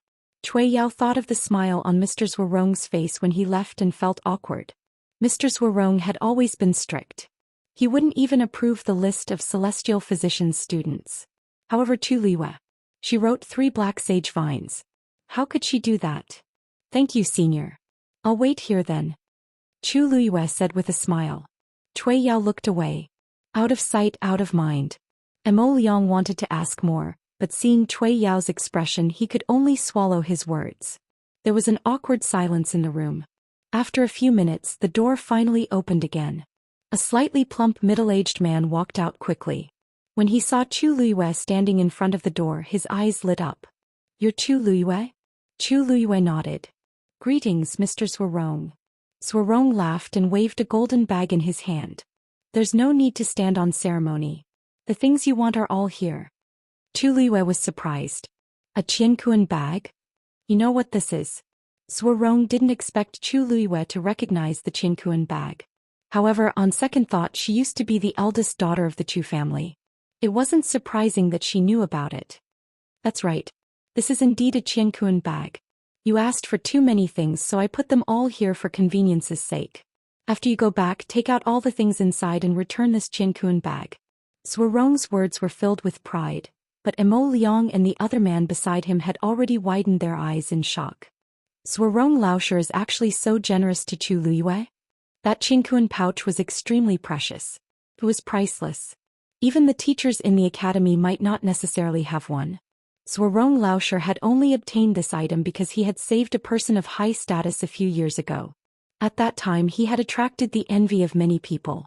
Normally it would be difficult for them to even take a look at it. However, Mr. Zhuorong had actually lent it to Chu Luiyue. Chu Luiyue was also very surprised. If it was in her previous life, a Qianquan bag wouldn't be considered a treasure to her. However, this was country Yaochen, so there shouldn't be many people who had it. This was the first time Mr. Zhuorong had met her, and he was really taking care of her. The smile on her face deepened. She took a few steps forward and took the Qianquan bag with both hands. Thank you, Mr. Zhuorong. I will return it as soon as possible. How could he not take advantage of a free lunch? There's no rush. I have a few questions that I would like to ask you. You have to answer truthfully. Chu Luiyue looked at his expression and already guessed what he wanted to ask. She nodded lightly. Teacher, please ask. I will definitely tell you everything I know. Zhuorong chuckled. All right. Tell me first. Did you write that list yourself? Yes. Zhuorong's eyes suddenly lit up. Why did you write this list? Are you refining medicine for someone? Chu Luiwei didn't hide it. Yes, this medicine is indeed for a friend. Is that person Liao Zhongshu? Zhuorong asked anxiously. Chu Luiyue's lips curled up slightly. That's right. It's him. I knew it. Zhuorong slapped his thigh. Previously he had also gone to check on Liao Zhongshu's injuries. He secretly guessed that he might have been poisoned, but he didn't know what kind of poison it was. Even after discussing it with the other teachers he still couldn't come to a conclusion. However, when he saw Chu Liuyue's list he suddenly realized that there were a few medicinal herbs in the list that seemed to be compatible with Liao Zhongshu's current condition. This was also the reason why he had to personally prepare the medicinal herbs. He wanted to meet Chu Luiyue and get to the bottom of this matter. You know about his condition? Zhuorong asked vaguely. Chu Liuyue's eyes flickered slightly. I have seen a similar situation in the past. Zhuorong took a deep breath. So, this prescription. I came across this prescription by chance and I don't remember it very clearly. Since I have no other choice I decided to give it a try. As soon as Chu Luiyue said those words, disappointment surfaced on Zhuorong's face. I see. He thought that Chu Luiyue was the one who came up with this prescription. However, upon thinking about it he found this idea ridiculous. There were so many teachers in the academy who couldn't do anything about it. How could a mere student like Chu Luiyue come up with such a prescription? Even the principal might not be able to do it. Zhuorong's agitation gradually calmed down, but he was still pleased that Chu Luiyue was able to help Liao Zhongshu. You can head back first. I will personally head over with the other teachers later. Chu Luiyue nodded. Then I will take my leave. With that she turned around and left with the Cosmos sack. Zhuorong turned to the two behind him. In the future if that lass wants to take medicinal herbs just let her do so. Don't let what happened today happen a second time. Do you understand? Cui Yao and Mo Liang were confused by the conversation, but they could vaguely sense that Chu Luiyue did have some talent in the field of celestial physician. Furthermore, Zhuorong also thought highly of her so they didn't dare to say anything else. They could only agree to it. Yes. I will definitely keep it in mind. When Zhuorong saw that the two of them still looked somewhat unwilling, he shook his head inwardly and said earnestly, he said in a serious tone, don't think that you are better than others just because you are a celestial physician. There will always be someone better than you. Mo Liang couldn't help but ask, Mr. Zhuorong, do you mean that Chu Luiyue is more talented than us? Zhuorong looked at the two with pity. She keeps a low profile but you think she is useless. Don't say such childish things in the future. You will only make a fool of yourself. Do you understand? Digression. It's my birthday today. More chapters tonight. Mobile users, please browse for a better reading experience from Aiwa. Chapter 169. Chu Luiyue brought the herbs back to her residence. She took out all the herbs from the Qianquan bag and placed them in order. Just as she was about to return to Heaven's Medicine Pavilion to return the Qianquan bag to Zhuorong, she heard a commotion outside. She walked to the door and just as she opened it she saw Zhuorong bringing a few other teachers into the courtyard. When Zhuorong saw her he immediately smiled. Luyu, these are the teachers who diagnosed Liao Zhongshu previously. I brought them here to see you. The few teachers silently sized up Chu Luiyue. Zhuorong said that Chu Luiyue knew what kind of poison Liao Zhongshu was afflicted with and had a way to temporarily suppress the poison in his body. They were shocked and curious so they followed Zhuorong here. However, they were more suspicious in their hearts. Chu Luiyue didn't even go to the celestial physician's place to cultivate. Furthermore, during the entrance examination, didn't they say that her talent in this field was limited? Why did it sound like she was very formidable now? Chu Luiyue knew that they weren't here to see her, but to see how she was going to refine those herbs. She didn't point it out. She greeted the teachers and invited them into the house. Zhuorong, teacher, you came at the right time. I just took out the herbs from the Qianquan bag and returned it to you. Chu Luiyue said as she returned the Qianquan bag to Zhuorong. Zhuorong accepted it with a smile. You're quite nimble. If there's such a thing in the future, don't hesitate to ask. Chu Luiyue pursed her lips and smiled. Then Luyu will thank you in advance. The conversation between the two of them made the other teachers beside them secretly shocked. Zhuorong usually treasured this Qinkuan bag so much that he wouldn't even let them borrow it. But now he was very generous to Chu Luiyue. Those are the herbs you took from Heaven's Medicine Pavilion? Another teacher pointed at the jade boxes piled up in the room and asked. Isn't this a little too much? Chu Luiyue smiled faintly. Teacher Xianxia, don't worry. Luyu knows how difficult it is to obtain these herbs. He will definitely make the best use of them and won't waste any of them. Xianxia looked at her suspiciously. Make the best use of everything? How are you going to refine so many herbs by yourself? Aren't you exaggerating a little? Chu Luiyue didn't try to defend himself. Enough. Xianxia, you don't even know what kind of poison Liao Zhongshu was poisoned with. Why are you still talking so much? Zhuorong's words made Xianxia swallow his remaining words. He snorted. Good. Let's hear what you have to say first. The remaining few immediately pricked up their ears. Chu Luiyue was slightly moved. Actually, I don't know much about this poison. I've only seen it by chance. Of course, she couldn't completely reveal her background, so she simply mentioned a few words. Her words were very vague. Zhuorong and the others wanted to ask more, but they realized that Chu Luiyue didn't seem to know everything either. In the end, they could only give up. So you're saying that you don't have complete confidence in this recipe? Aren't you treating Liao Zhongshu's life like a game? What if something happens? Xianxia was silent for a while before he spoke with a frown. What else can happen? Others might not know, but don't you know Liao Zhongshu's current situation? If we delay for a few more days, he'll be dead by now. What's there to talk about? Zhuorong impatiently interrupted Xianxia and waved his hand at Chu Luiyue. This guy is stubborn and inflexible. Liu, don't worry about him. Just do whatever you want. Xianxia resentfully shut his mouth. Chu Luiyue sighed softly in her heart. She originally wanted to quietly refine the medicine for Liao Zhongshu, but she didn't expect Zhuorong to be so interested in this matter. From the looks of it, they clearly wanted to see how she would refine the medicine. Chu Luiyue decided to ignore them. She walked over to take out the herbs and began to prepare them one by one. The Imperial Palace, the Imperial Study. Rong Xiu stood quietly outside the door wearing a large black cloak. He was tall and slender, and just by standing there he seemed to make the surrounding scenery lose its color. Many palace maids looked at him from afar, their eyes full of admiration. Your Highness Princely is really good looking.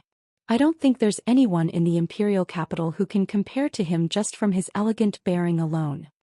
Isn't that so? When His Highness Prince Li appeared at the Crown Prince's birthday banquet, he won the hearts of countless women. It's a pity that His Highness Prince Li's health isn't good and he doesn't come to the palace often. It's hard to even meet him. I wonder which noble lady will have the honor of marrying His Highness Prince Li in the future. Sigh, it's a pity that His Highness Prince Li is weak and doesn't have any real power. He's just an idle prince and can't be considered the best. So what? It's already a lifetime of good fortune to be able to see that face every day. Who dares to ask for more? His Highness Prince Li used to be very powerful, but now? Sure. You dare to say that? Do you want to die? Bang. The sound of something breaking suddenly came from the study. The palace servants hiding in the dark were startled and immediately scattered like birds and beasts. Rong Xiu looked up and one couldn't see any emotions in his deep eyes. Someone hurriedly retreated from the imperial study. Your Majesty, please calm down. Your Majesty, please calm down. I'll leave now. This battered and exhausted person was the first elder of the Chu family, Chu Shao. He wiped the cold sweat off his head. His entire body was covered in dust. He originally came to see His Majesty today to plead for the Crown Prince, but he didn't expect that the moment he mentioned the Crown Prince, His Majesty would fly into a rage and chase him out. Only then did he realize that the Crown Prince had really angered His Majesty this time. He was the one who was truly stupid to come here so rashly. Chu Shao heaved a heavy sigh. Too many things had happened during this period of time. His mind was actually starting to become muddled. Turning to any doctor in a desperate situation had instead put himself and the Crown Prince in even more danger. Eunuch Min also walked out and glanced at Chu Shao. Lord Chu Shao, please don't come to the palace during this period of time. Chu Shao wanted to say something but hesitated. In the end he could only agree. Thank you, Eunuch Min. Eunuch Min despised him in his heart. Chu Shao was old and muddle-headed. Chu Ning was now highly favored by the emperor and was already somewhat dissatisfied with the Chu family. Yet he chose to enter the palace at this time to plead for the crown prince. Was he not afraid of dragging the entire Chu family down with him? Eunuch Min couldn't be bothered with him. He looked up at Rong Xiu, who was standing not far away. His face immediately filled with an eager smile as he took small steps forward. Your Highness Princely, you're finally here. His Majesty has been missing you for the past few days. Rong Xiu's lips curled into a lazy smile as he said indifferently, My health hasn't been very good lately. I haven't been feeling well for the past few days. Now that I've recovered a little, I immediately came to visit Imperial Father. Please come in. His Majesty was still angry. If it were an ordinary person, Eunuch Min wouldn't dare to invite them in, but Princely was different. When Chu Shao heard this, he couldn't help but look up at Princely, who rarely showed himself. Rong Xiu nonchalantly glanced at him, nodded, and walked toward the imperial study. Chu Shao couldn't help but look over, but Eunuch Min quickly urged him to leave. The moment Rong Xiu entered the room, he saw shattered teacups scattered all over the floor. Emperor Zhou's face was still filled with anger. Rong Xiu lightly smiled. Father, what made you so angry? It's not worth mentioning. When Emperor Zhou saw him, his expression became much gentler. On the other hand, have you been feeling better recently? Thank you for your concern, Father. I'm already much better and I can already go out and walk around these few days. Emperor Zhou heaved a sigh of relief, but he still knitted his brows. You can't keep being like this. When there's a chance, I'll definitely find a stronger celestial physician to take a look at you. Rong Xiu smiled and looked nonchalant. I was born like this and I've already gotten used to it. Father, you don't have to be too worried. How can I not be worried? You're me. You didn't have a mother to take care of you when you were young. Then you left the imperial city at a young age and went to Mingyue Tianshan alone. I owe you a lot for so many years. Rong Xiu looked down. Father, you're being too serious. Your son understands your intentions. Emperor Zhou looked at him for a while before shaking his head and sighing. You've always been the most sensible, unlike those useless ones. Forget it. You don't like these things, so I won't talk to you anymore. I called you here today to ask you something. You've been back in the imperial city for quite some time. Have you taken a liking to any noble lady? Rong Xiu was dazed. Imperial Father, what are you? Emperor Zhou laughed out loud. You're already a prince now, but you don't even have anyone to serve you. When you start a family, you naturally have to start a family before you start a career. I've already asked my subordinates to prepare quite a number of portraits of noble ladies of suitable age. You can choose from them and choose a date to get married. Digression. I'll add one more chapter today and pick another day. Mobile users, please browse and read. A better reading experience comes from IUN. Chapter 170. Rong Xiu was silent for a moment. He didn't expect that his father had called him here for this matter. Father, my brothers haven't gotten married yet, so it seems a little too early for me to think about this. Emperor Zhou sneered. Those royal brothers of yours, none of them make me feel at ease. Let's not talk about them. I haven't been able to take care of you for so many years, so I naturally have to help you choose a suitable marriage. Emperor Zhou raised his chin. I know that you haven't been back for long and you rarely go out. Hence, you're not familiar with the ladies in the imperial city. The portraits are all there. You can take a look at them yourself. If you find one that you like, just tell me. Emperor Zhou waved his hands and looked as if he would immediately grant the marriage to whoever Rong Xiu chose. This scene made Rong Xiu unsure whether to laugh or cry. He didn't even look at the portraits as he directly said, Father, I've always been weak. Imperial Father, this son has been frail and sickly since young. If I were to marry a wife, I would only be causing trouble for other people. Let's put this matter aside for now. What the hell are you talking about? Whoever marries you, that's her fortune. Who dares to say that you're a burden? Just pick one. When Emperor Zhou heard Rong Xiu say this, his face immediately darkened. Speaking of which, Rong Xiu was the prince who had been by his side for the shortest amount of time. Logically speaking, the relationship between the father and son wasn't very deep. However, nobody knew that he loved this child the most in his heart. The Xi family's fourth young lady is quite talented, but it's a pity that she's a concubine, so she's not good enough for you. However, if you like her, you can marry her and make her your consort first. The Lu family comes from a business family and the ladies in the family all have some power, so I don't like them. The Yang family's big missy might be mediocre, but her looks and temper are top-notch. She's worthy of being called gentle and virtuous. You can take a look at her first. Oh right, there's also Count Xinbei's daughter. Emperor Zhou almost listed all the most outstanding ladies in the imperial city. To an ordinary person, these ladies all came from noble backgrounds and they were all excellent. But in Emperor Zhou's eyes they all had their flaws. However, he could not be blamed for this. Just Rong Xiu's looks alone were enough to make most of the girls pale in comparison. Moreover, he was one of the only two princes with a title. Once he got married he would be endlessly favored. Emperor Zhou also raised his eyebrows, and it was understandable that his standards were higher. As for Rong Xiu's body, in his opinion, it was not a big problem at all. When Rong Xiu saw Emperor Zhou's excited look, he raised his brows, clenched his fist and coughed twice.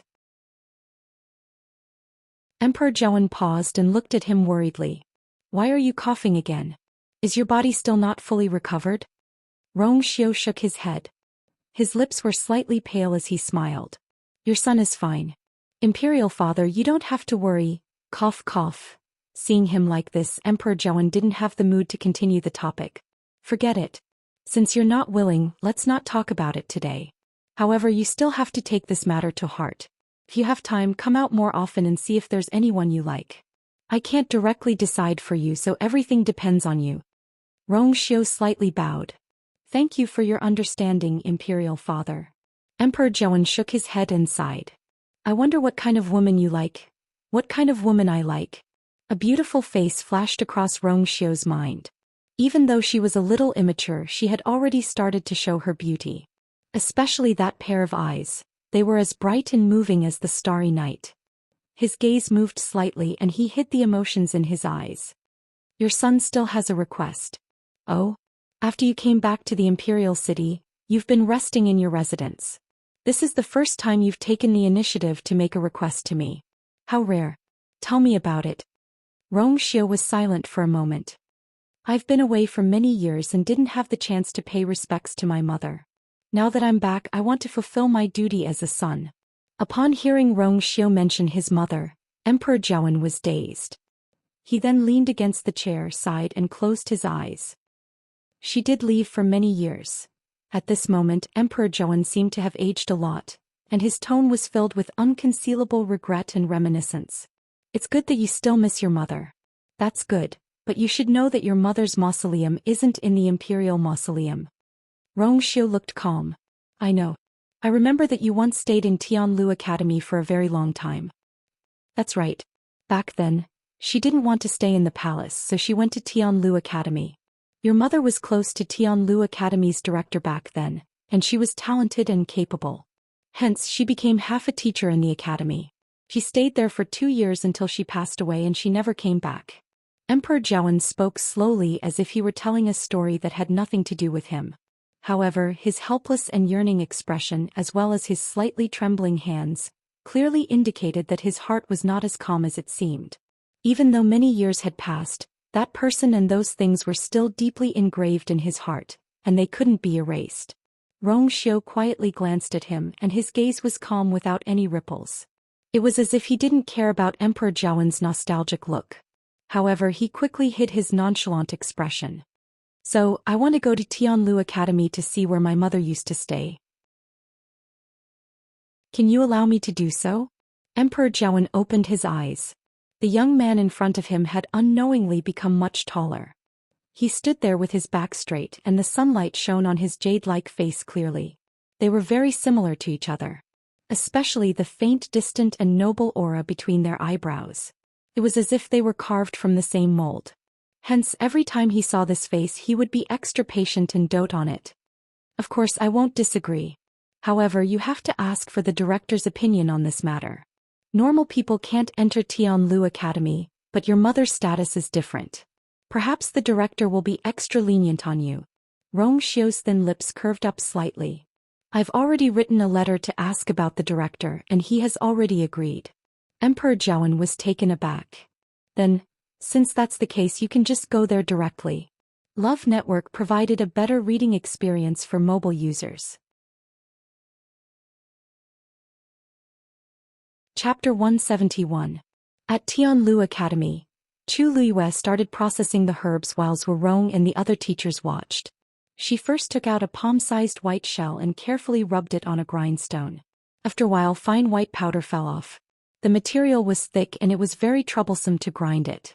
Chu Luiyue rubbed it for about 15 minutes, but there was still more than half of it left. Xianxia, who was at the side, tried to hold it in. In the end, when he saw how clumsy Chu Luiyue was, he finally spoke up. Chu Luiyue, do you know that this isn't how you handle the white elephant shell? Chu Luiyue looked up in shock. Really? But didn't the book say that the white elephant shell needs to be ground into powder for it to be fully effective? Xianxia rubbed his glabella. That's right, but based on your current speed, how long will it take for you to completely grind this white elephant shell into powder? Moreover, this is only the first one.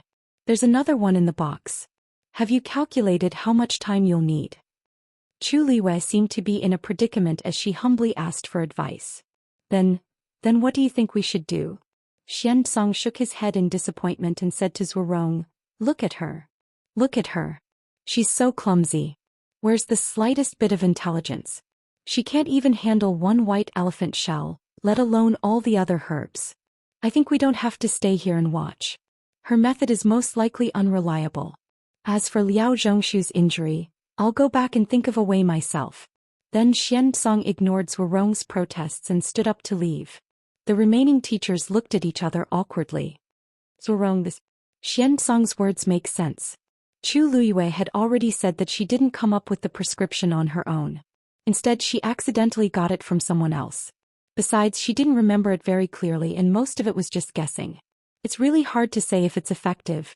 I heard that she barely passed the entrance exam. I think she really doesn't have much talent. Zhou Rong, you're probably thinking too much this time. I'd better go back and think of a way with Xianxia. Everyone, I'll take my leave first. Wait for me. I still have some matters to attend to. Xianxia left with 2 teachers, leaving only Zhou Rong and another teacher. The atmosphere was a little awkward. Chu Luiyue asked apologetically. Mr. Zhou Rong, did I do something wrong? Zhou Rong coughed. It's nothing. They just have their own things to do. You don't have to worry about them. Just focus on refining medicine. Chu Luiyue wanted to say something but hesitated. In the end, he didn't say anything and continued polishing the white elephant shell. After a while, she finally grinded it into powder. She wiped her sweat and took out a second white elephant shell to start polishing. Finally, the other teacher could not stand it any longer and left after apologizing to Zhou Rong.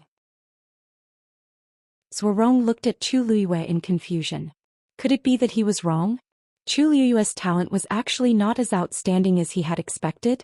But if that was the case, how did she directly resolve the difficulties Cui Yao and Cui Yao had placed her in? Zhou Rong stared at Chu Luiyue and pondered for a long time. A vague idea appeared in his mind. Could it be that Chu Luiyue was deliberately hiding her talent? But why? Many people dreamed of having the talent of a celestial physician. With such potential, anyone would be eager to show it to others. Only Chu Luiyue was a little strange. Zhou Rong thought for a while. He didn't want to deliberately expose it, so he found an excuse and left. In the end, only Chu Luiyue was left in the room. She exhaled softly. She didn't want these people to notice anything, so she deliberately pretended that she was not good at anything. It didn't matter if she was despised by them. The most important thing was to refine the medicine well. Zhou Rong seemed to have noticed something, but he didn't pursue the matter. Chu Luiyue closed the door and windows properly before focusing her attention on the pile of herbs. Now there wasn't much time left. Xin Hu asked around in the school and confirmed that Gu Mingfeng hadn't come to school for the past 2 days. He specially asked a teacher for leave and went out to look for Gu Mingfeng. Of course, he wouldn't be able to find him so quickly by himself. Fortunately, Xin Hu had a group of friends in the imperial capital. As long as he shouted, someone would immediately help him. After running around for half a day, he finally found Gu Mingfeng in a dilapidated house in the evening. But when he saw Gu Mingfeng, Xin Hu was shocked. His face and body were covered in injuries. What happened to you? Who hit you? Xin Hu was furious. We'll take revenge for you. Gu Mingfeng dodged as if he didn't want others to see him in such a sorry state. However, when he heard Sinhu's words, he paused. In the end, he calmly revealed his injury. The corners of his mouth twitched. "Thank you. But you're not his match, so forget it." Sinhu glared at him. "What do you mean forget it? Even if I'm not his match, there's still Lu Yu and Hong Yu. They asked me to look for you. If they see you like this, they won't let it go so easily." Gu Mingfeng's heart skipped a beat. "They asked you to come?" "Yes. You should know that Lu Yu is back safely. We planned to celebrate at Phoenix Restaurant today, but you and Zhongshu can't go. Lu Yu and Hong Yu went to look after Zhongshu and they asked me to come out and find you." Gu Mingfeng's throat seemed to be blocked by something. It took him a while to find his voice. "It's the Gu family." Sinhu's voice suddenly rose. "The Gu family? Why did they do this to you? Didn't you already?" Gu Mingfeng didn't say anything. Because he was chased out of the Gu family, many people came to find trouble with him. Over the years, many people in the Gu family didn't like him. If they could make him suffer now, it would be a great achievement for Gu Yunfei. Who wouldn't do it? He wanted to return to school after his injuries recovered, but he didn't expect Sinhu to come looking for him. Sinhu patted him on the shoulder and said seriously, "Don't worry. Don't worry, we are friends who have gone through life and death together. We definitely won't ignore you. Let's go back first. Lu Yu and Hong Yu are still waiting for us." Gu Mingfeng didn't know what he was feeling. After hesitating for a long time, he finally nodded. Mobile users, please browse for a better reading experience from Love Network. Chapter 172. After Zhuorong and the rest left, Chu Liyue's actions became much faster. She stretched out her hand and with a thought, a red flame suddenly appeared in her fair palm. That small cluster of flame was as agile as a spirit. Although it was weak, it was filled with vitality. Chu Liyue's eyes widened slightly. This was the first time she summoned her own force after officially becoming a rank 1 warrior. If it was a normal rank 1 warrior, it would be impossible to draw the force out of their body at this stage. Only those who had broken through to rank 4 could do it. But a celestial physician was different. A celestial physician used force to refine medicine. Chu Liyue was only a rank 1 warrior now, so the force she could summon was just a small cluster. Although it was not enough to refine medicine, it was much better than using the big pot to refine medicine. Chu Liyue found a square cauldron for refining medicine and placed her hand on the cauldron's handle, injecting the flame into it. This square cauldron for refining medicine was given by Second Master Yan. When Chu Liyue was checking the gift, she took a fancy to it and thought that she was lacking one, so she brought it to the academy. Hua! That small spark fell into the square cauldron and instantly burned fiercely. Chu Liyue's eyes lit up. This square cauldron was really good stuff. Previously she only felt that the material of this square cauldron was good, but she didn't expect the effect to be so unexpected. Using this square cauldron to refine medicine could save her a lot of energy. With such a convenient thing, Chu Liyue heaved a sigh of relief and prepared to put the herbs in one by one. When the second white elephant shell fell into it, it was immediately engulfed by the red flame. In a blink of an eye, it turned into a handful of powder. Chu Liyue was stunned for a moment. A celestial physician used force to refine medicine and her speed was naturally incomparable to ordinary people, but wasn't this too fast? Did her force have such a strong effect on herbs? Chu Liyue suddenly realized something. She pursed her lips and tried to put in the second herb. It was 100-year-old heaven guard ginseng. It was as long as a person's forearm and several vines were tightly wrapped around it. It was cold to the touch and its texture was hard. The most useful part of this heaven guard ginseng was the vine in the middle. However, if one wanted to fully utilize its medicinal properties, they would have to squeeze out its juice, which would take a lot of effort. Chu Liyue carefully controlled the flame, and the tongue of the flame gently licked the heaven guard ginseng. The tendrils on the outside quickly withered, and a drop of yellowish-brown medicinal juice appeared in the square cauldron. Chu Liyue stared blankly, not daring to believe it for a moment. This refining speed was almost comparable to a third-grade celestial physician. Generally speaking, the stronger a celestial physician was, the faster the efficiency of refining medicine would be. She was prepared to fight a long battle, but she never thought that her speed would be so fast. Most importantly, the concoction that was refined was extremely clear and clean, extremely pure. In this way it would save her a lot of effort and the effect of the medicine would be even better. Chu Luiyue stared at it for a while, still feeling a little incredulous. In her previous life she had a rare Tianjing Yuan meridian. Whether it was as a martial artist, a Xian master or a celestial physician, she had all the advantages. The force nourished by the Tianjing Yuan meridian was naturally incomparable to ordinary people in terms of refining medicine. But now she clearly only had a Daijing Yuan meridian, and it was not much worse than her previous Tianjing Yuan meridian. There was definitely a problem. Chu Luiyue had seen a celestial physician with a Daijing Yuan meridian before. Even if they had cultivated for many years, they were naturally limited by force and could not catch up to the Tianjing Yuan meridian. But now, Chu Luiyue almost wanted to check again if she had a Daijing Yuan meridian. She took a deep breath and calmed herself down. It was impossible for her to remember something like this wrongly. This body, after reconstructing the Yuan meridian, was indeed a Daijing Yuan meridian. But the force nourished by this Yuan meridian was indeed comparable to the Tianjing Yuan meridian.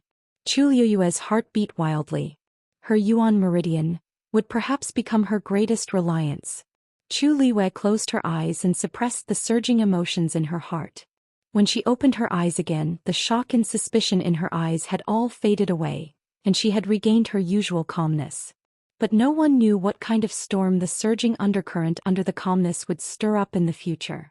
Chu Luiyue began to methodically put in the remaining medicinal herbs. Time passed by slowly. When night fell, the various medicinal herbs that had been piled up like a small mountain in the room had all been processed by Chu Luiyue. Flames burned in the square cauldron, and the various medicinal herbs merged into a ball of dark green liquid that quietly floated in the air. A strong medicinal fragrance permeated the air. "Luyu, I'm back." Mu Hongyu's voice came from outside the door. Chu Luiyue poured another ball of flames into the square cauldron before walking over to open the door. "Luyu, your guess is so accurate. That ji yurong actually. What's that smell? It's so fragrant." Mu Hongyu's face was filled with excitement, but before she could finish her sentence, her attention was attracted by the medicinal fragrance. She looked over and saw that there was a square cauldron in the middle of the room, and there was a red flame burning in it. Her eyes widened in shock. "Damn. Luyu, you're actually refining medicine?"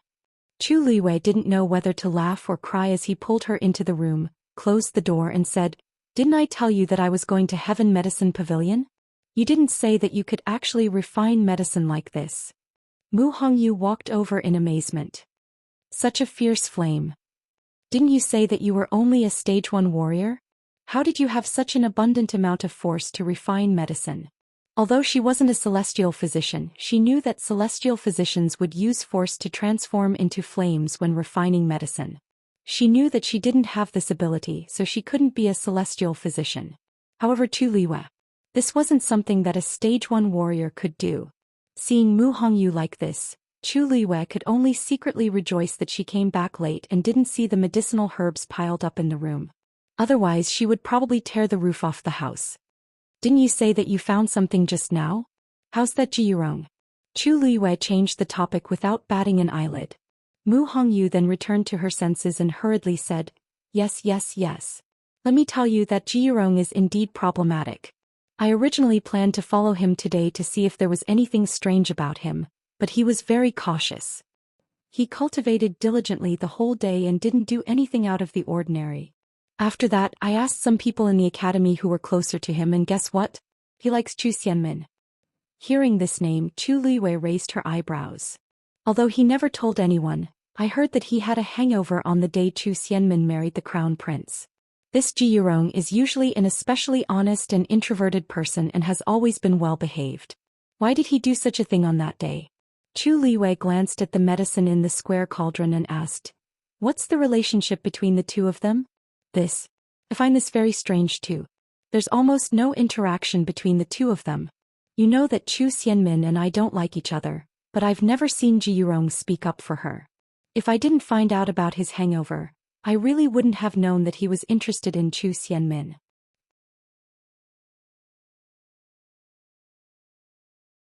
Chapter 173. In the past, Zhou Xian was pretty, had a noble background and was talented. She was the most famous lady in the imperial city.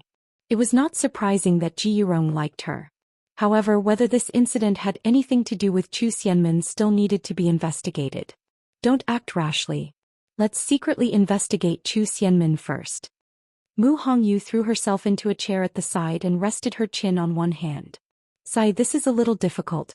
You know that Zhou Xian doesn't live in the academy now. After she married into the Crown Prince mansion, she went back every day.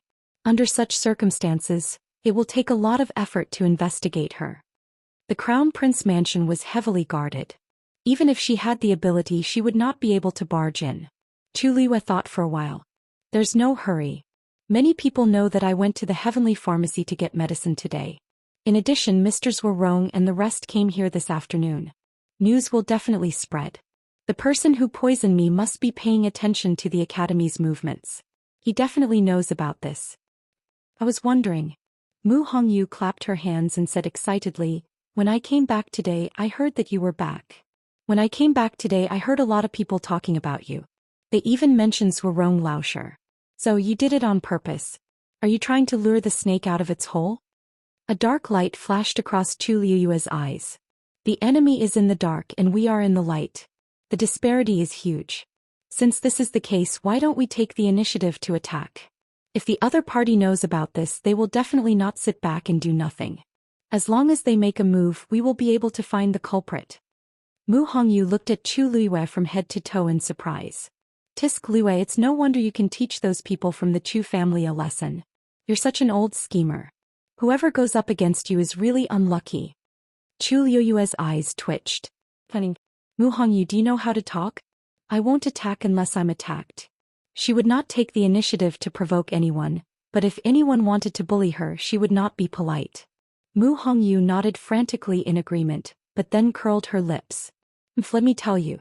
That Zhou Xian is very difficult to deal with. Although you've already taught her a lesson last time, she hasn't been obedient for long and she's already causing trouble again. You don't know this, but when everyone thought that you were doing something, Zhou Xian actually ran to the teacher and told him that she wanted to replace your status as the top warrior and visit the Tianling dynasty's envoy. Previously, she had been immersed in grief, so she didn't know what had happened in the academy. Today she went out to ask around and found out.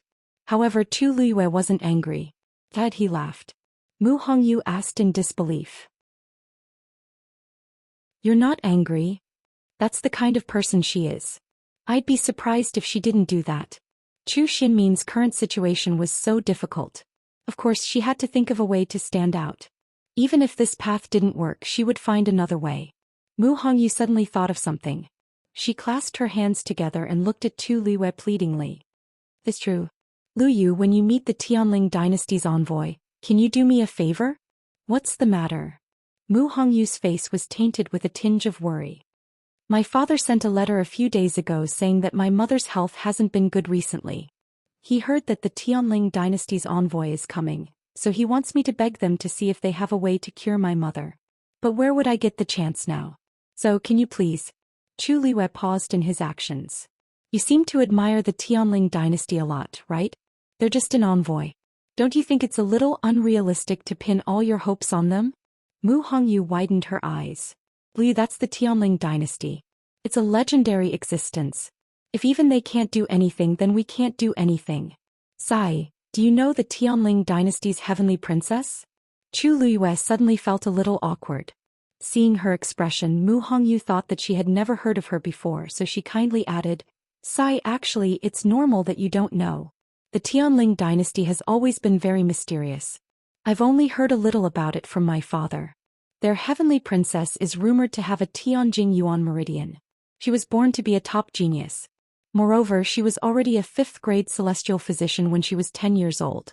You have to know that there have only been a handful of celestial physicians in country Yaochen for so many years. And those who have reached 5th grade are even rarer. Think about it, she's so amazing. Chu Liuyue coughed and touched her nose. Sai, we can't be envious of this kind of person, but there's no need to be envious. That heavenly princess was good at everything, but in the end, didn't she die from qi deviation? At that time she wasn't even 20 years old. Mu Hongyu sighed. Chu Liuyue was suddenly stunned. Qi deviation. Qi deviation. She suppressed the surging emotions in her heart and asked, Logically speaking, such a genius cultivation path should have been very smooth. How did you... Deviation? Mu Hongyu shrugged. How can this be confirmed? Anyway, that's what the rumors say. Otherwise, why would she die so suddenly? I heard that her fiancé was heartbroken. Chu Liyue's heart suddenly thumped violently. Her mind was blank. She only stiffened and asked. That's what the rumors say? Yes. But I don't know anything more than that. Who knows what happened thousands of miles away? Sai Li, you don't look too good. What's wrong? Chu Liwei came back to her senses and shook her head. I'm fine. It's just that I've been refining medicine for too long and I'm a little tired. Mu Hongyu was a little worried. Then can you still hold on? I'll stay here with you. Chu Liwei shook her head. No need. Go back and rest today. You have to continue investigating Ji Yurong tomorrow. Then, Mu Hongyu was also exhausted from running around all day. After hearing Chu Liyue's words, she got up and left. When her figure disappeared outside the door, Chu Liyue finally slowly let go of her hand. Because she used too much strength, her palm was already stained with blood.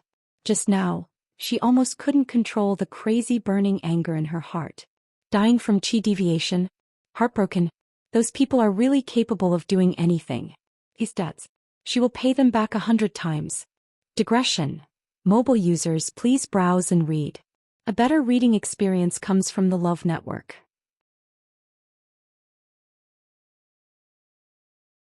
Chapter 174. Night, Prince Li's mansion study room. Rong Xiu stood in front of the bookshelf with his hands behind his back. He was carefully selecting books. Move all the books on the top 2 floors. Also bring along the few biographies that this prince often reads. Umo responded and carefully put away the books one by one. Yan Qing looked at his master hesitantly. Master, are you really going to stay at Tianlu Academy? Rong Xiu glanced at him. Why? Is there a problem? I don't dare. It's just that there are too many people at Tianlu Academy.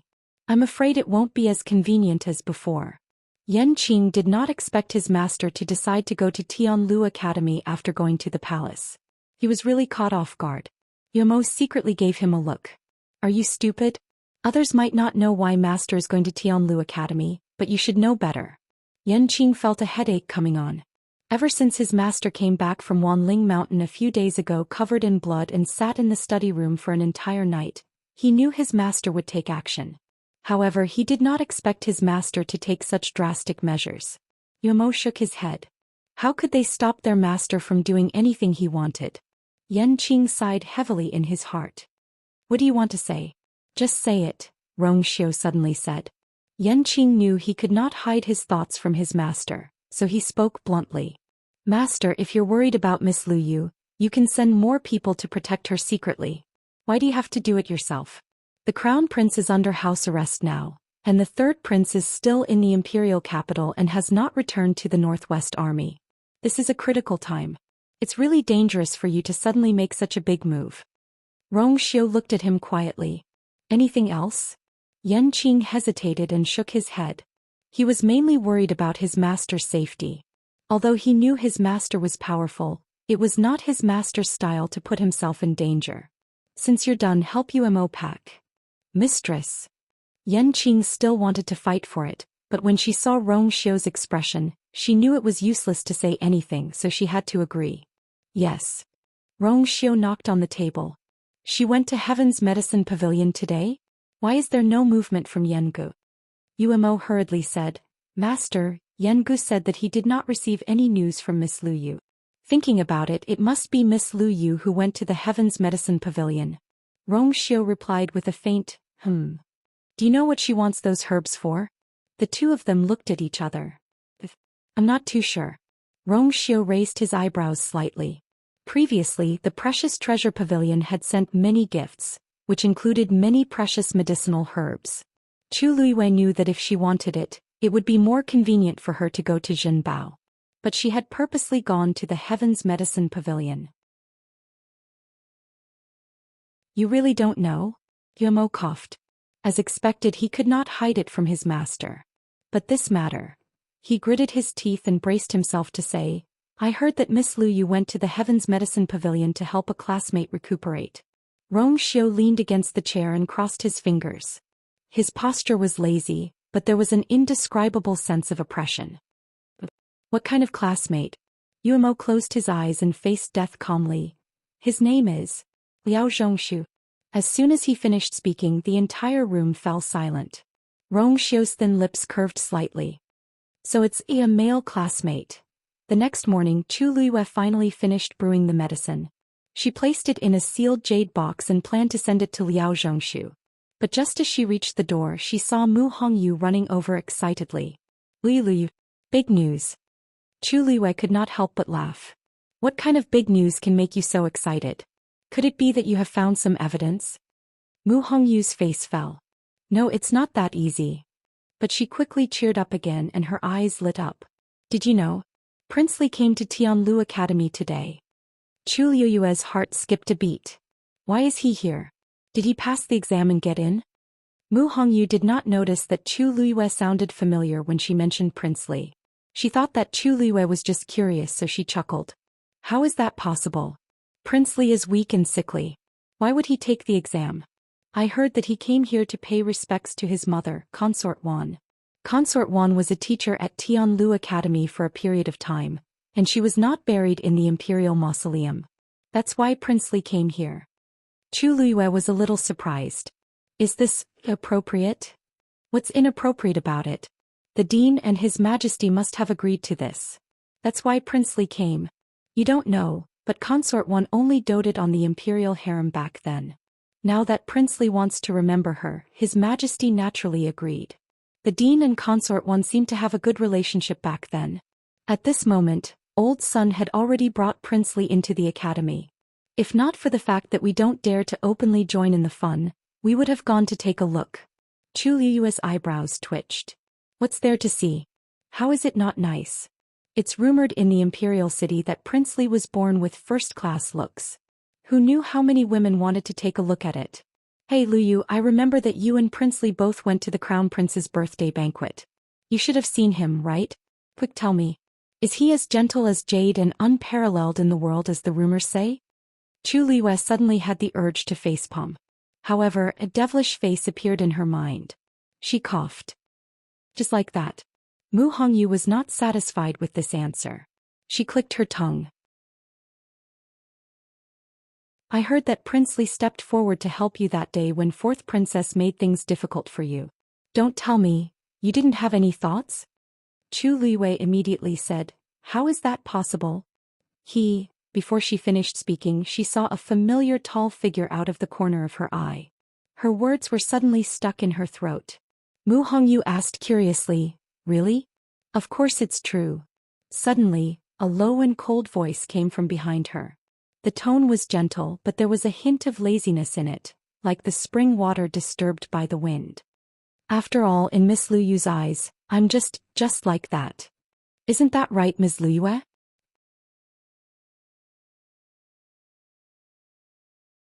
Chapter 175. That person was dressed in a white robe that was spotless. His facial features were meticulously sculpted by the heavens. His eyes, in particular, were as deep and quiet as the starry night. They were pure and clean, but they also carried a hint of mystery. His thin, scarlet lips curled up slightly. His originally gentle, noble and calm temperament had an additional hint of flirtatiousness. His gaze landed on Chu Luiyue and his lips curled into a casual smile. Mu Hongyu was stunned for a moment before she finally reacted. Her eyes widened. Prince Li. Rong Xiu nodded slightly. Princess Yongping. Ever since Mu Hongyu came to the imperial capital and entered Tianlu Academy, she had been very low-key and rarely mentioned her identity. She had not heard the title Princess Yongping in a long time. Now that Rong Xiu mentioned it, she could not help but be stunned again. You know me. Rong Xiu smiled faintly. I've heard Miss Luyu mention you before. Now that I've met you, Princess Yongping, you are indeed straightforward and generous. You have the style of the Prince of Pingjiang. Mu Hongyu's mood instantly improved upon hearing this. She admired her father the most. When others praised him, she was even happier than when others praised her. She asked curiously, Prince Li has met my father before? Although I haven't had the chance to meet him, I've long heard of his great name. Mu Hongyu thought about it and agreed. Prince Li's health had been poor since he was young. He was sent to Mingyue Tianshan to recuperate. He had not even returned to the imperial capital a few times. How could he have gone so far to meet her father? However, it seemed like he had good taste. Mu Hongyu happily pulled Chu Liyue's sleeve and said softly, "Liyu, your standards have also improved, right? I think Prince Li is quite good." Chu Liyue looked at her speechlessly. He really did not know when Mu Hongyu's brainless personality would change. She was bought over with just one sentence. In the future, she might even help others count the money when she was sold. "Hey, he said you mentioned me in front of him. Are you close to him?" Mu Hongyu suddenly thought of something and looked at Chu Liyue with a subtle gaze. "You just said, His Highness has helped me a few times before. When I went to thank him, His Highness asked a few more questions about the academy, so I mentioned you." Chu Liyue said with a straight face. Who doesn't know how to lie? Since he deliberately exposed her, she didn't need to be polite. Mu Hongyu suddenly understood. No wonder. He must have wanted to come to the academy at that time. That's why he asked you those questions, right? The corners of Chu Liyue's eyes twitched. Rong Xiu calmly looked at the jade box in Chu Liyue's hand. "Looks like you're busy. I won't disturb you any longer." Chu Liyue curtsied. "Take care, Your Highness." Rong Xiu quietly glanced at her, then turned and left with Elder Sunday. Mu Hongyu couldn't help but rub her arms. "Liyu, why do I suddenly feel a little cold?" Chu Liyue coughed. "Let's go. The medicine will turn cold if we stay any longer." The two quickly arrived at Liao Zhongshu's residence. Mu Hongyu stepped forward and was just about to knock when the door opened. Ji Yurong was standing inside. He had his usual gentle and harmless smile on his face. "Zhongshu said that you would come today, so I've been waiting for you. Come in." Chu Liyue sized him up. Compared to the day before, he looked much more natural, as if there was nothing wrong with him. But this only proved that there was something wrong with him. Yesterday, Mu Hongyu secretly investigated him and didn't completely seal off the news. If he asked around, he would definitely find out. But today he didn't seem to be acting strangely. He was clearly trying to hide something. Mu Hongyu said with a faint smile. "Oh, isn't this embarrassing? It must have been hard on you to take care of him these few days, right? We're just here to see him. Just go about your business." Ji Yurong's expression froze for a moment, but it quickly returned to normal. "We're all friends and we live together. This is what I should do. Then you can go up first. I'll make tea for you later. I didn't manage to serve you well when you came yesterday." "You're so free today?" Mu Hongyu crossed her arms. "I remember that you originally had classes today, right?" A hint of panic flashed across Ji Yurong's eyes. Oh, I took leave today. I used up my cultivation time in Jiyo Tower and I was planning to do some missions today." Mu Hongyu didn't comment. "This is important. We won't hold you up." She was clearly asking him to leave. Ji Yurong was a little hesitant. "Actually, it's not that urgent. I'm afraid that Zhongshu will. The two of us are here. Are you worried that we won't be able to take care of him?" "Oh no. Then I'll take my leave first. Please go ahead." Ji Yurong knew that continuing would only make things worse. He could only leave unwillingly. After his figure disappeared, Mu Hongyu pursed her lips. "Can't you think of something else if you want to spy on us?" Chu Liyue didn't say anything. He turned around and went upstairs. Liao Zhongshu's complexion looked worse than the day before, and he was even more dispirited. Mu Hongyu was shocked. "Did he poison you again?" Liao Zhongshu shook his head with difficulty. "Ever since you told me yesterday, I haven't touched the things he sent over." Chu Liyue checked his soup bowl. It was indeed clean. "The red blood goose poison is very strong. Even if you don't poison it, the poison will get worse. In the later stages, it will be defeated like a landslide." As Chu Liyue spoke, he took out the medicine from the jade box. A strong medicinal fragrance spread out. Mu Hongyu took a deep breath and immediately felt comfortable. Chu Liyue handed it to Liao Zhongshu. "This medicine can only help you suppress the poison for now. As for the antidote, we'll think of something else." Liao Zhongshu didn't say anything. He took the medicine and drank it in one gulp. "You trust us," Chu Liyue said. A weak but sincere smile appeared on Liao Zhongshu's pale face. "In my current state, who else can I trust if not you?" They were friends who had gone through life and death together. Besides, this was his only choice. Rest first. Hongyu and I will go and check again. Liao Zhongshu nodded. Sorry to trouble you. I really don't know how to repay this friendship. Lu Yu. Hongyu. We're back. Before Liao Zhongshu could finish speaking, Sinhu's voice came from downstairs. Chu Luyue let Liao Zhongshu rest alone and walked out with Mu Hongyu. When they reached the first floor, they saw Sinhu and Gu Mingfeng. Gu Mingfeng's face was injured. It looked like he had been through a lot in the past 2 days. Mu Hongyu was shocked and quickly walked forward. Mingfeng, what happened to you? Gu Mingfeng looked down. It's just a small injury. How is this a small injury? It was obvious that he had been beaten to death. Gu Mingfeng didn't say anything. He clearly didn't want to talk about it. He didn't want to meet Chu Luyue and Sinhu with such a face, but Sinhu dragged him along. Chu Luyue only took one look before she retracted her gaze and asked in understanding. Was it done by someone from the Gu family? A better reading experience came from the Love Network.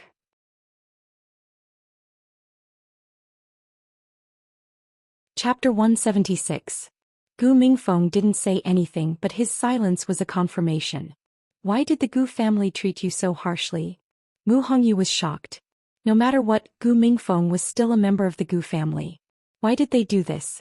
Although she knew that Gu Mingfeng wasn't well liked in the Gu family and was treated very differently from Gu Mingzhu, it was too much to chase him out and treat him like this. She really didn't understand why Gu Yunfei hated Gu Mingfeng so much, even though they were both his children. Gu Mingfeng calmly said, "They just can't stand me. I'm already used to it." Chu Luyue stared at him for a while. After confirming that there was no sadness in his eyes, she couldn't help but laugh. It's better to leave a family like this than to stay. It's a good thing to cut your losses in time. When Liao Zhongshu gets better, let's go to Phoenix Restaurant to celebrate. Gu Mingfeng didn't expect Chu Luyue to be so straightforward, but her expression was very sincere. That's right. She cut ties with the family before me. Although Chu Luyue cut ties with the family and I was chased out, the outcome was similar. Gu Mingfeng suddenly felt relieved and he inexplicably felt much more relaxed. He exhaled. Sinhu asked, "Oh right. What did you say about Zhongshu?" He had been outside for a day and night, so he didn't know what had happened in the academy. Chu Luyue calmly scanned the surroundings. It's hard to explain in a few sentences. I'll tell you in detail when we have time. Sinhu, go back with Gu Mingfeng to recuperate first. If there's any news, Hongyu and I will immediately inform you. Sinhu didn't suspect anything and readily agreed. Gu Mingfeng frowned but didn't say anything. Look, that's where your mother lived back then. Elder son walked with Rong Xiu while introducing the academy. Rong Xiu followed his gaze and saw a river meandering past. At the foot of the mountain where the river flowed, there was a quiet courtyard. The place where she lives is slightly to the side where the Xian master students live. She likes peace and quiet, and the students respect and like her, so although they are very close to her, they rarely disturb her. As elder son spoke, he thought of that gentle and generous woman. Oh right, you should know that your mother is a mystic cultivator. She also teaches mystic cultivators here, right? Rong Xiu nodded. Father mentioned it before. Elder son shook his head and sighed. Your mother is extremely talented as a mystic cultivator. If she had a few more years, it would not be impossible for her to become a top-notch mystic cultivator. Unfortunately, she passed away after staying here for 2 years. Even Rong Xiu, who was sent to Mingyue Tianshan not long after he was born, had only seen her a few times. As they spoke, the two of them arrived in front of the courtyard.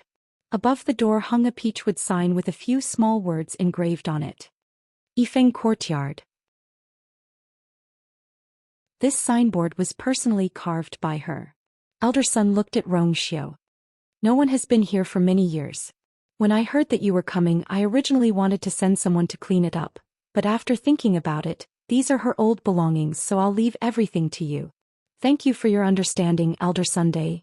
It's a small matter, no need to thank me. Then, this old man will take his leave first. Take care, Elder Sunday. After Elder Sun left, Rong Xiu pushed open the door and entered. Yifeng Courtyard was not big, but everything was exquisite and elegant. One could see the taste of the people who lived here back then. The courtyard did not have flowers and plants like ordinary people. Instead, there was a peach tree with luxuriant leaves. There was a rattan chair under the peach tree, and a tea set was placed on the limestone slab next to it. Rong Xiu waved his sleeve, sweeping off the dust on the rattan chair and lying down. The rattan chair creaked as no one sat on it for a long time. Rong Xiu closed his eyes. A gentle breeze blew past, sweeping up the corners of his snow-white clothes. A few green leaves drifted down and scattered on his face and body. In particular, a small thin leaf was pressed against his thin scarlet lips. The two colors complemented each other, as beautiful as a painting. Chu Liyue saw this scene when she walked across the Shuangqing River Bridge. She and Mu Hongyu had split up and planned to come back to get something first. Before she walked back to her residence, her eyes were attracted by the scenery. Yifeng Courtyard was not very far from the bridge, so Chu Liyue could see it very clearly. She blinked. She had noticed that courtyard before. No one had ever gone there, so it was very quiet. Was that the place where Rong Xiu's mother lived when she was alive? Her eyes swept across Rong Xiu's face. Under the sunlight, his skin was like jade, even a little translucent. His eyebrows and eyes were picturesque, his nose was high, and the lines of his cheeks were smooth. There was no part of him that was not the best. Such a person was simply blessed by the heavens to be able to have such an appearance and charm. Chu Liyue suddenly remembered her previous evaluation of him. Just like that. She suddenly felt a little guilty. If this didn't count as anything, then no one in this world was qualified to say that it was good-looking. As if sensing her gaze, Rong Xiu's eyelashes trembled. He suddenly opened his eyes and looked over. The two of them looked at each other. He seemed to have taken a nap under the tree for a while. His eyes still had a bit of laziness and confusion, but his eyes were clear and pure. Chu Liyue seemed to have been caught red-handed doing something wrong, so she subconsciously looked away. But as soon as she turned her head, she regretted it. Didn't this make it seem like there was something wrong with her? She didn't feel anything when the two of them were together day and night. Why did she feel that something was wrong with him now? If she left now, she might be laughed at by Rong Xiu for running away. Thinking of this, Chu Liyue gritted her teeth and looked back again. She wanted to use her eyes to kill him. But what's wrong with looking? He was lying here. Anyone who passed by would be able to see him, right? There was nothing wrong with her taking a look. Suddenly, a few women's voices came from behind. Wait, that's His Highness Prince Li? Seems like it. Just like the rumors, his appearance and bearing are unparalleled. He seems to live there. It's not far from us. Lower your voice. Aren't you afraid of being heard? Can't you be more reserved? Even if she didn't look back to see who it wasn't hard to imagine the admiration and excitement of these people. Chu Liyue suddenly felt a little irritable. This guy isn't lying there on purpose, is he? His Highness Prince Li doesn't mind being looked at by so many passers-by? Thinking of this, her eyes unconsciously carried some annoyance. Rong Xiu looked at her. Suddenly, his thin lips opened slightly, sucking on the thin leaf. Digression. Yesterday I couldn't sleep until 3 o'clock. At 3 o'clock in the afternoon, I'll update 3 chapters. Not 3 chapters of the 3rd chapter, but 3 chapters of the 3rd chapter. When I say 10 chapters, I'll find a new one.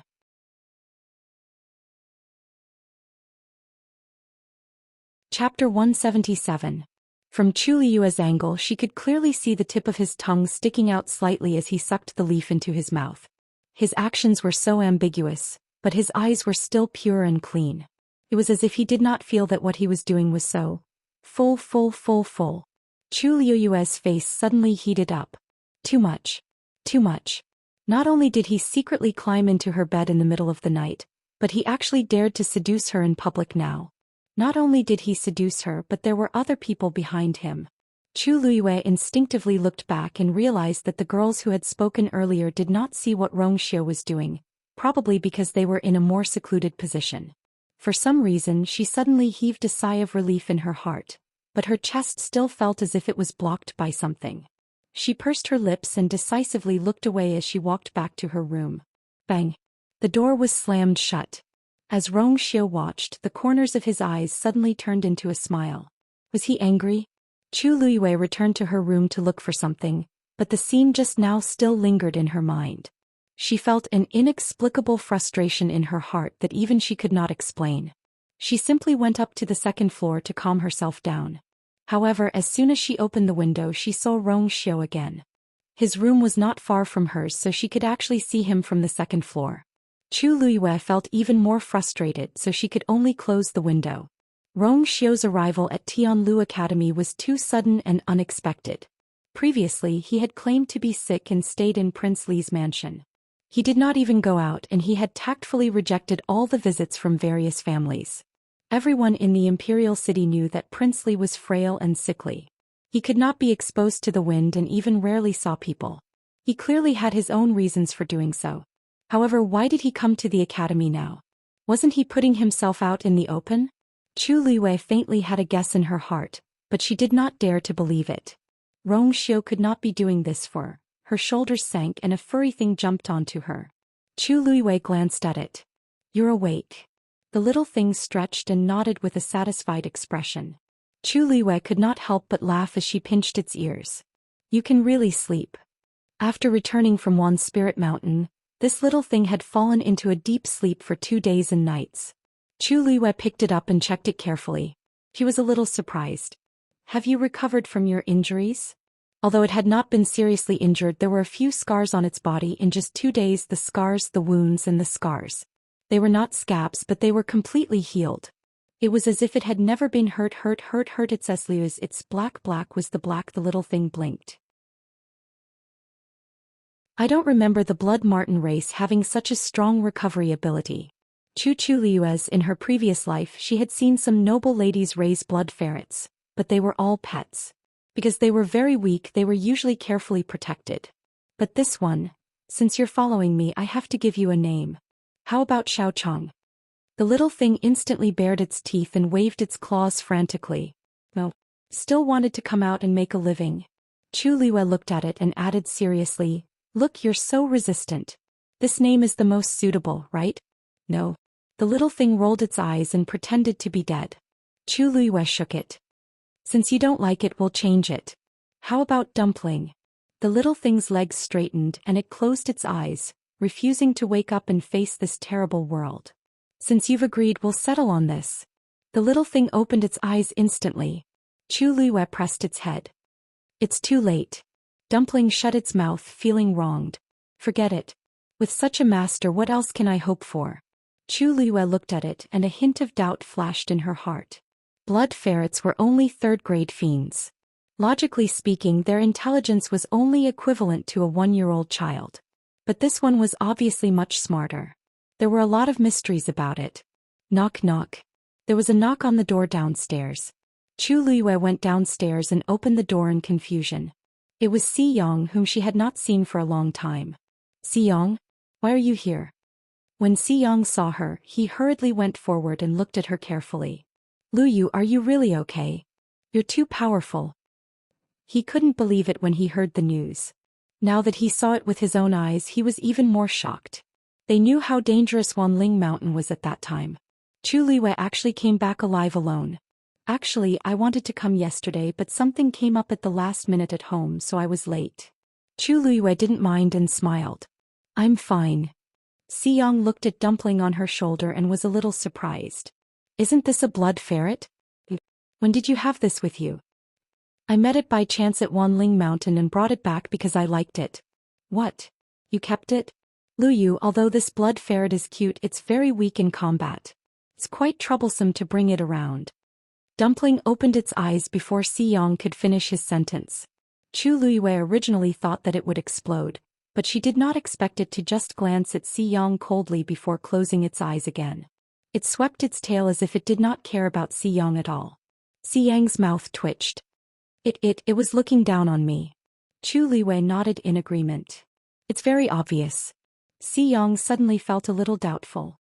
A mere third-grade blood ferret actually looked down on him. Chu Liuyue asked, "Why did you ask me to come here today?" Xiyang looked at Dumpling angrily and said, "Yes. You missed class 2 days ago, so Mr. Dongfang asked me to ask you if you want to participate in the Qingjiao competition in half a month." Qingjiao competition? You don't know? It's the Mystic Master competition that's held every year. At that time, the neighboring nation of Huaitsong and nation of Xingluo will also send their youngest geniuses to compete. This Qingjiao competition is very grand, and the prizes have always been very generous. Do you want to participate in the Mystic Master competition? Mobile users, please browse and read. A better reading experience comes from Love Network.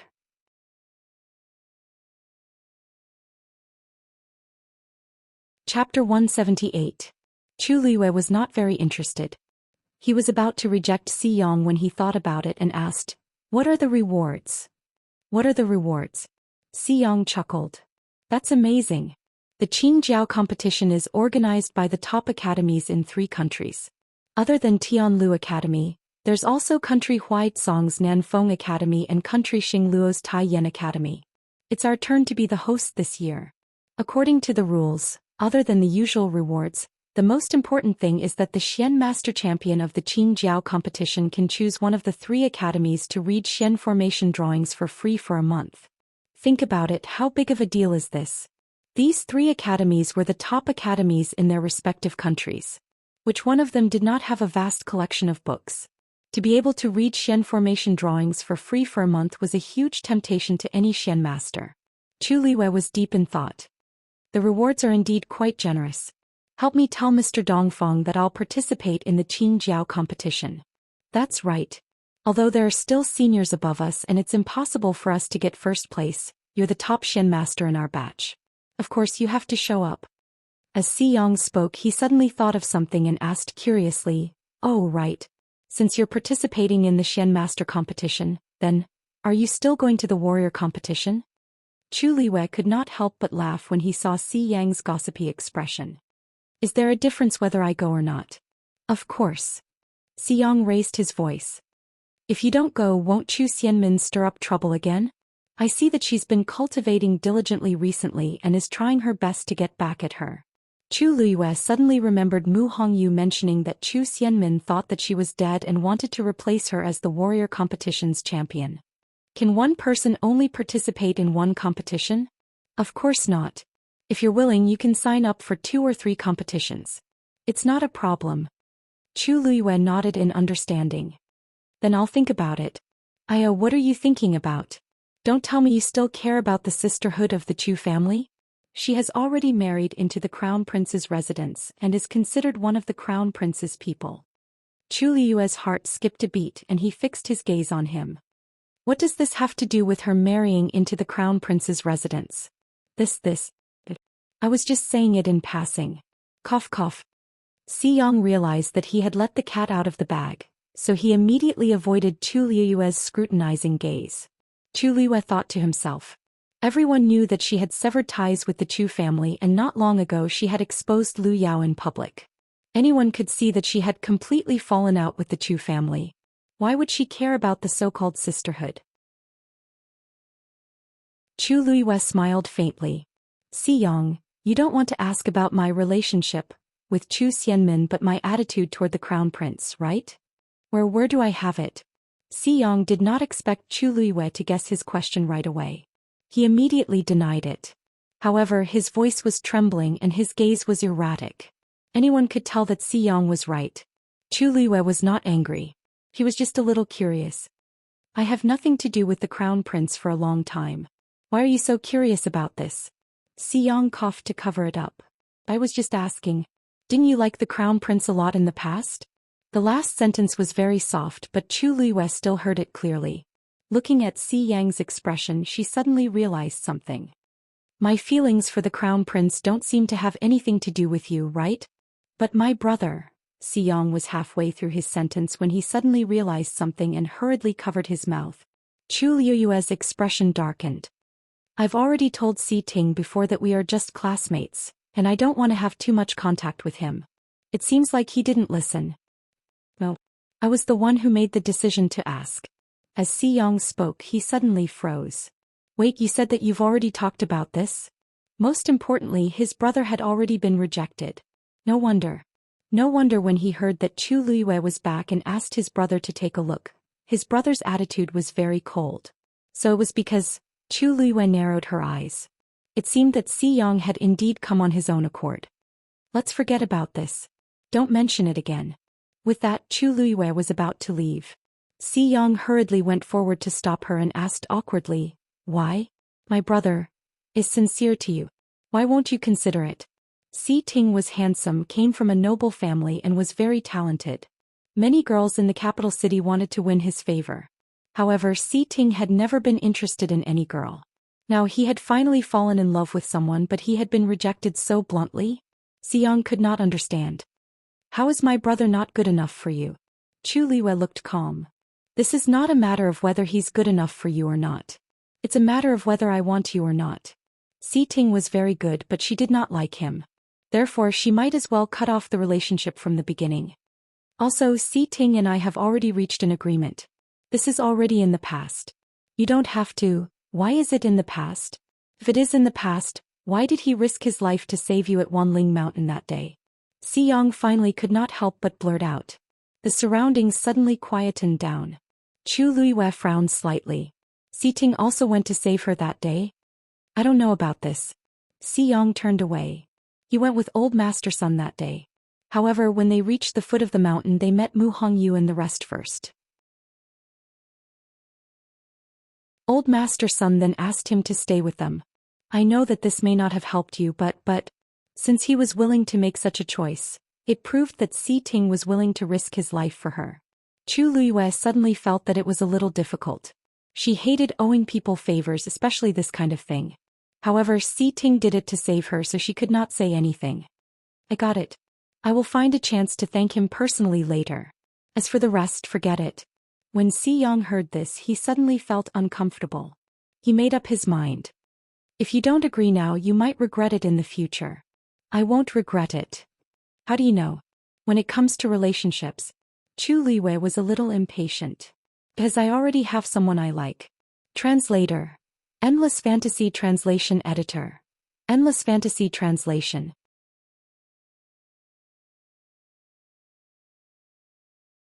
Chapter 179. Xiang was stunned. What did you say? Chu Luiwei did not know why she said that, but seeing Xiang's shocked expression, she decided to go with the flow. I've already made myself very clear. Do you need me to repeat myself? Oh no. Who do you like? Xiang asked instinctively. Who could be more outstanding than Si Ting in the Imperial City? Chu Luiwei previously said that she liked the Crown Prince. How long has it been since she fell in love with someone else? You're not lying to me, are you? Who is he? Whoever he is has nothing to do with you. That's my own business. Xiang, I see you as my friends. That was true in the past and will be true in the future. However, that was all there was to it. Xiang understood what Chu Liwei meant. He did not want to believe it, but seeing her calm expression and clear eyes, he knew that she was not lying. He was conflicted for a long time and rubbed his face in frustration. All right. I promise that from now on I won't bother you about this matter anymore. We're still friends in the future. A faint smile then appeared on Chu Liu's lips. All right. Xiang was still a little dejected. I'll make a move first. I'll tell teacher Dongfang about your participation in the Qing Jiao competition. With that, he turned and left. If he stayed any longer, he would really annoy her. Chu Luiwei raised her voice. Thank you very much. Xiang did not turn back. He waved his hand and left quickly. Chu Liwei stood at the same spot for a while. Suddenly she thought of something and turned around. In the distance, Wuxia was lying on the rattan chair. His eyes were closed and he seemed to have fallen asleep again. At this distance he probably did not hear her, right? For some reason, Chu Luiwei felt uneasy as she hurriedly retracted her gaze and left. The surroundings became quiet again. The wind blew and a leaf landed on Wuxia's face. He turned his head slightly and opened his eyes. His clear and pure almond-shaped eyes were much deeper now. It was as if there was an undercurrent surging in them, making one confused for no reason. How did this look like he was asleep? He had clearly been awake the whole time. The corners of Wuxia's lips slowly lifted into a smile, spreading to the corners of his eyes and brows. Then he took the leaf out of his mouth and folded it in half. A clear and melodious whistle resounded from afar. Chu Luiwei, who had already walked some distance away, suddenly froze when he heard the voice coming from behind him. When Yanqing brought the things to pack, she felt that her master seemed to be in a very good mood. As he cleaned the courtyard, he raised his head to look at his master from time to time. When the Wuxia plucked another leaf and put it to his lips, he finally couldn't help but say, "Master, it turns out that you like to blow the peach leaf whistle so much." Rongxiu raised his eyebrows. Is there? Yanqing, there are so many blown peach leaves on the ground. Do you think I'm blind? Back and forth you've been bragging for over an hour. You may not be tired, but your subordinate's ears are about to grow calluses. Yanqing screamed in his heart, but he definitely didn't dare to say it out loud. It doesn't sound good? Yanqing gave him a thumbs up in awe. It's a masterpiece. Rongxiu nodded in satisfaction. Actually, it didn't matter if it sounded good or not. It was more important that someone could hear it. Your Highness, the things you brought from the residence have been packed. Do you want to see if there's anything else you need? Rongxiu pondered for a moment. It's tea. Yanqing. I'll go get some tea for you now. How could he not be thirsty after blowing for so long? No need. I'll go get some tea later. Yanqing responded obediently. Then he looked at the courtyard in the distance and silently mourned for his master for a second. Miss Luyu, you must come back soon. Zhou Xian did not have a good time these 2 days. She originally thought that she could replace Chu Luyue as the top warrior after her death and raise her status in the Crown Prince Mansion and the Chu family. However, Chu Luyue actually came back alive. And he looked fine. Her plan was ruined and she had to plan everything again. Her current situation was even worse than before. Looking at the letter from her father Chu Yan in her hand, Zhou Xian was in a terrible fix. Mother actually instigated Madame Gu to make a scene at the academy's entrance? What was she thinking? It was fine to find trouble with Chu Luyue, but why did she have to implicate her? If she had written an anonymous letter back then, it wouldn't have been discovered and there wouldn't have been today's trouble. Now the Gu family had something on her and said that they wouldn't let it go no matter what. Mrs. Gu had made such a big fool of herself and brought shame to the entire Gu family. They would definitely blame it on Lu Yao, who had written the letter. Lu Yao's life in the Chu family was already difficult, and this made it even worse. Zhou Xian looked at the letter in her hand. The handwriting on it was messy and it was obviously written in a hurry. Chu Yan was now seriously injured. How could he save Lu Yao? He could only pin his hopes on her. However, the crown prince knew that Chu Luyue was still alive and had harshly reprimanded her yesterday. She couldn't even protect herself now, so how could she have the energy to do so? She tore the letter into pieces in frustration and walked out. Because she had good grades when she entered the academy, she lived alone in a small courtyard. She walked to the left wall of the courtyard and searched under the cracks of the tiles for a while. She took out something and quickly returned to the house. It was a metal cylinder thinner than her pinky. She gently twisted it and the cylinder opened. A note fell out. She opened the note, dipped the brush beside her in water and drew on it. A line of words appeared faintly. The matter might be exposed. You must be careful. Zhou Xian was shocked and the note fell to the ground. When Chu Luyue returned, night had already fallen. The full moon hung in the sky, bright and clear. She looked around instinctively and found that Rongxiu wasn't in the courtyard far away. She couldn't help but heave a sigh of relief. I'm here. A low voice sounded. Chu Luyue's heart skipped a beat. She looked up and saw Rongxiu standing by the window on the second floor. Why are you here? Chu Luyue blurted out. Rongxiu looked into the distance and his expression was a little strange. I'm thirsty, so I came to ask for tea. Chu Luyue sneered. Your Highness, you are of noble status and have sharp eyes and ears. You don't lack a cup of tea from me. Rongxiu finally looked at her. His eyes seemed to be filled with light and it was captivating.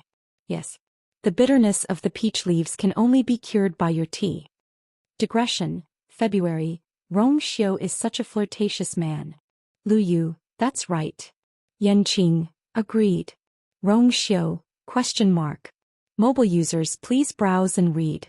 A better reading experience comes from Love Network.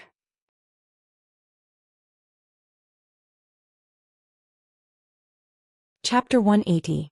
Chu Luyue inwardly cursed him for being shameless, but her ears were burning. It was a good thing that the night was still dark, so he shouldn't be able to see clearly. She took a deep breath to calm herself down and pretended that nothing had happened as she went upstairs. Your Highness already has a place to rest in the academy, so why come to my place every day? Rongxiu didn't answer but smiled faintly. Your position is very good. Whatever this prince does, you only need to look at it from here and you will be able to see it clearly. Rather than that, it would be better for this prince to come here personally. Chu Luiyue paused. Your Highness, I chose this place first. If she knew that Xiao would also come and even happen to be in that seat, she wouldn't have chosen this place no matter what. She walked to the cabinet, took out a handful of fragrant ginger slices, and sprinkled them into the teacup. The hot water made the tea, and a bitter and spicy taste quickly spread. She deliberately poured a cup and handed it over. Your Highness, please. Xiao glanced at it and smiled. Why is it always this ginger tea that this prince comes here every time? Chu Luiyue said seriously, I don't have any good tea here. If you want to be particular, you can drink it. If you don't want to, there's no need to force yourself. Xiao's smile deepened and he directly took the tea from her hand. The two people's hands touched for a moment. His hand was cold to the touch, and his white and slender fingers gently slid across the back of her hand, causing her to shiver slightly. Chu Luiyue looked up at him, but saw that Xiao's expression was normal, as if he didn't realize that something was wrong. His skin was as thick as ever. Chu Luiyue inwardly cursed. You have a medicinal fragrance on you. Were you refining medicine all night yesterday? Xiao took a sip of tea, his gaze fixed on her face and his smile faded. Chu Luiyue slightly widened her eyes. How did your Highness know? Could it be that he came yesterday? That wasn't right. She didn't remember him coming. Xiao raised his chin. Chu Luiyue reached out and touched his face. Is there something on my face? Xiao sighed helplessly and chuckled. A person who had always been extremely intelligent would always be muddle-headed at times like this. He took a few steps forward and stood in front of Chu Luiyue. As the tall figure approached, an inexplicable sense of oppression instantly arose. In the next moment he stretched out his hand. Chu Luiyue was about to step back when they met each other's gaze. Under his calm and deep eyes, there seemed to be an undercurrent surging. Faintly, there was also a trace of undetectable pity. Chu Luiyue's body seemed to have been fixed in place, not moving at all. Xiao's warm fingertips fell under her eyes. Under the illumination of the lights, the faint dark circles under her eyes could be clearly seen. If he hadn't endured an entire night, he definitely wouldn't have ended up like this. He's just a classmate. Is it worth it for you to do this? His voice was light and deep, and his expression was somewhat unfathomable. Chu Luiyue pursed her lips. She wasn't surprised that Xiao knew that she was helping Liao Zhongshu. After all, she had intentionally leaked the news to lure the snake out of its hole. He once went through life and death with us. Naturally, I can't leave him in the lurch. Xiao narrowed his eyes. There was nothing wrong with what she said, but he was still in a bad mood. If he didn't know that she had other motives, there won't be a next time. His tone was calm and unhurried, but there was no room for refusal. Chu Luiyue raised her eyebrows. Your Highness, this is my business. You don't have the right to interfere, do you? Xiao's thin lips curved slightly. What if I say that I have the right to interfere? Chu Luiyue snorted. Your Highness, it's true that you have a noble status, but why should I listen to you? Xiao's hand slid down her cheek, cupped her face and suddenly moved closer. Chu Luiyue looked at the enchanting face that was quickly approaching her, and her heart suddenly skipped a beat. She wanted to retreat, but the hands in her sleeves clenched and loosened. In the end, she didn't move. She didn't know when it started, but she seemed to have gradually gotten used to Xiao's occasional intimate actions. Seemed everything was natural. He looked at her with a deep gaze, as if there was an inexplicable suction that wanted to devour everything. Then he tilted his head slightly and leaned close to her ear, chuckling in a low voice. This prince is very familiar with the person you like. His lips gently rubbed against her delicate earlobe, and it was like a spark that started a prairie fire. However, what he said was more like a sudden clap of thunder that suddenly exploded in Chu Luiyue's heart. He really heard it. Moreover, he could hear it clearly. If Chu Luiyue could pretend that she didn't know that he heard it before, then now she couldn't pretend anymore. Her heart was beating like a drum, and it seemed like flames were spreading from her ears, making her entire body hot. She quickly reached out and pushed him away. Your Highness, you heard wrong. I didn't say that person was you. Did this prince say that person was me? Xiao's indifferent question made Chu Luiyue's argument come to an abrupt end. Her hands were pressed against his broad and firm chest, and she didn't know whether to advance or retreat. This was the situation where 300 taels of silver were exposed. Rong Xiu lowered his eyes, admiring the young girl's embarrassed expression with satisfaction for a while. He only felt comfortable all over. His arm suddenly wrapped around her waist and then he lifted her up horizontally. "Your Highness. Shu. You didn't sleep well last night, so this prince will accompany you today." Rong Xiu carried her to the bed, gently put her down, and then he leaned against the side. Chu Liwei was a little surprised and she blinked. "Your Highness doesn't want to sleep?" Rong Xiu leaned over and lowered his voice. "This prince can't sleep with you so close. Just sleep, don't worry about anything else." Chu Liwei swallowed the rest of her words, hesitated for a moment and closed her eyes. She was probably too tired from the past 2 days, so it didn't take long for her to fall asleep. Rong Xiu held her wrist with one hand, and a faint silver light silently flowed into Chu Liu's palm. Chu Liu's breathing gradually became long. She didn't know if she was having a nightmare, but her brows suddenly furrowed tightly, and her expression was pained. Rong Xiu looked at her, reached out and slowly smoothed her brows and moved closer to her ear. "Oh, don't be afraid, I'm here." His voice was very soft, as if it would dissipate in the wind at any time. However, the pained expression on Chu Liu's face gradually faded, and she became tranquil again.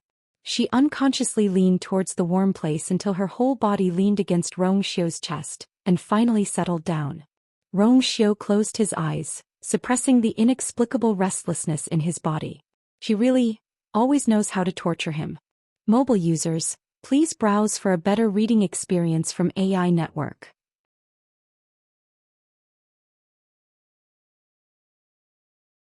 Chapter 181. The next morning when Chu Liwei woke up, Rong Xiu had already left. She reached out and touched the area beside her.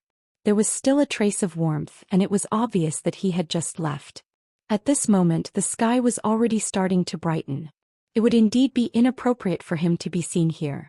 Chu Liwei got up and smelled a faint cold fragrance on her body.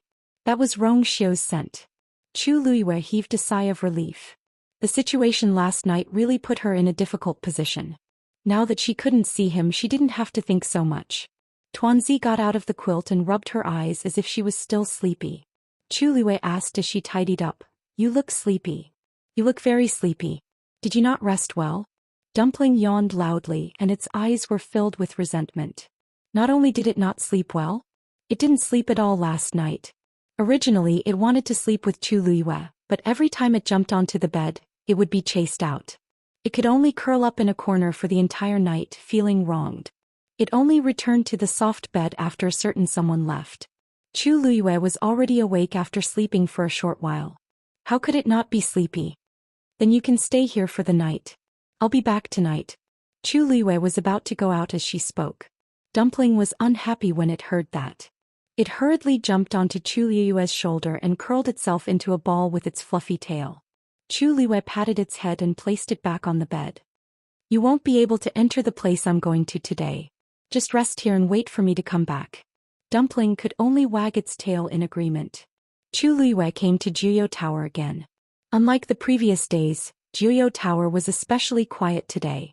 They didn't bump into anyone on their way to Chu Liwei. Probably because many people were injured in the Thousand Spirit Mountain range and most of them were still recovering, there were very few people who came. When he was about to reach Jiuyou Tower, Chu Liwei suddenly heard a commotion. She looked in the direction of the voice and saw Lu Fian and a few others huddled together in a secluded corner. They seemed to be talking to someone in the middle. The person trapped in the middle was Chu Xianmin. "Min, I remember that your cultivation time in Jiuyou Tower is quite long, right? I ran out of mine a few days ago. Can you lend me 6 hours of your time?" Lu Fian seemed to be asking for help, but her tone was very matter-of-fact, as if she was asking for something that originally belonged to her. And the few of them, they haven't had the time to do the mission yet.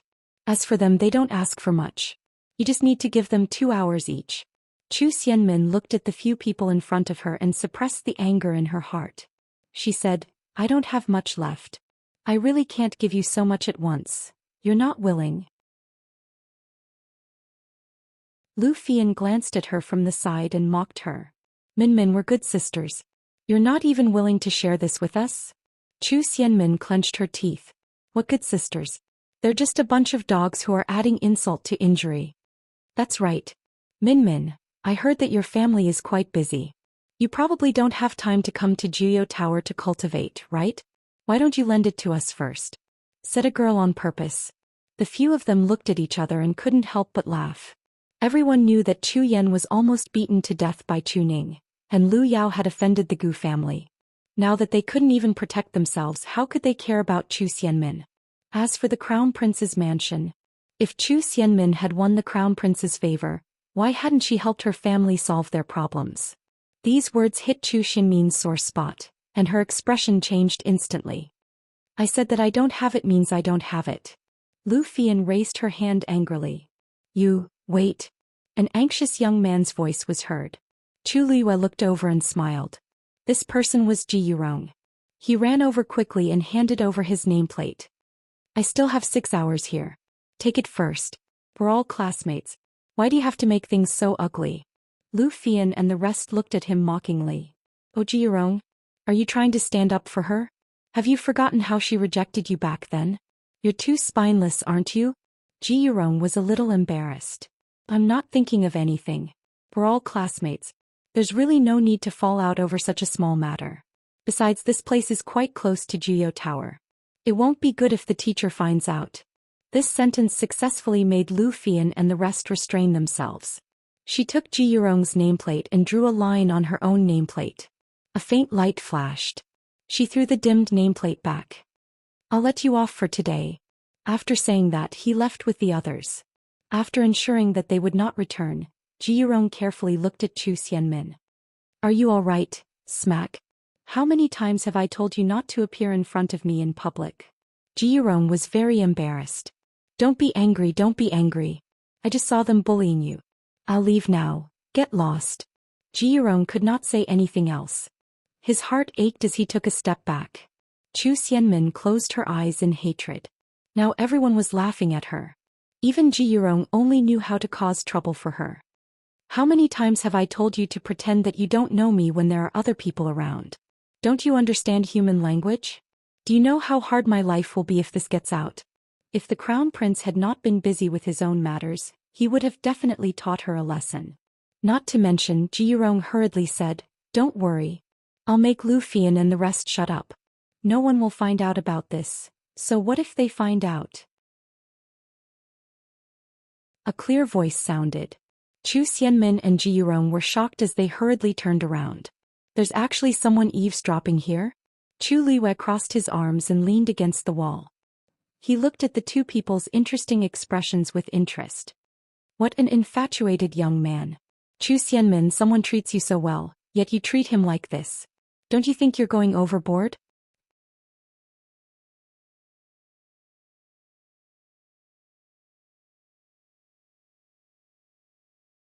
Do you want to admit it now and hand over the antidote? Or do you want me to personally go to your residence and show the evidence of your correspondence to Elder Sun before expelling you from the academy?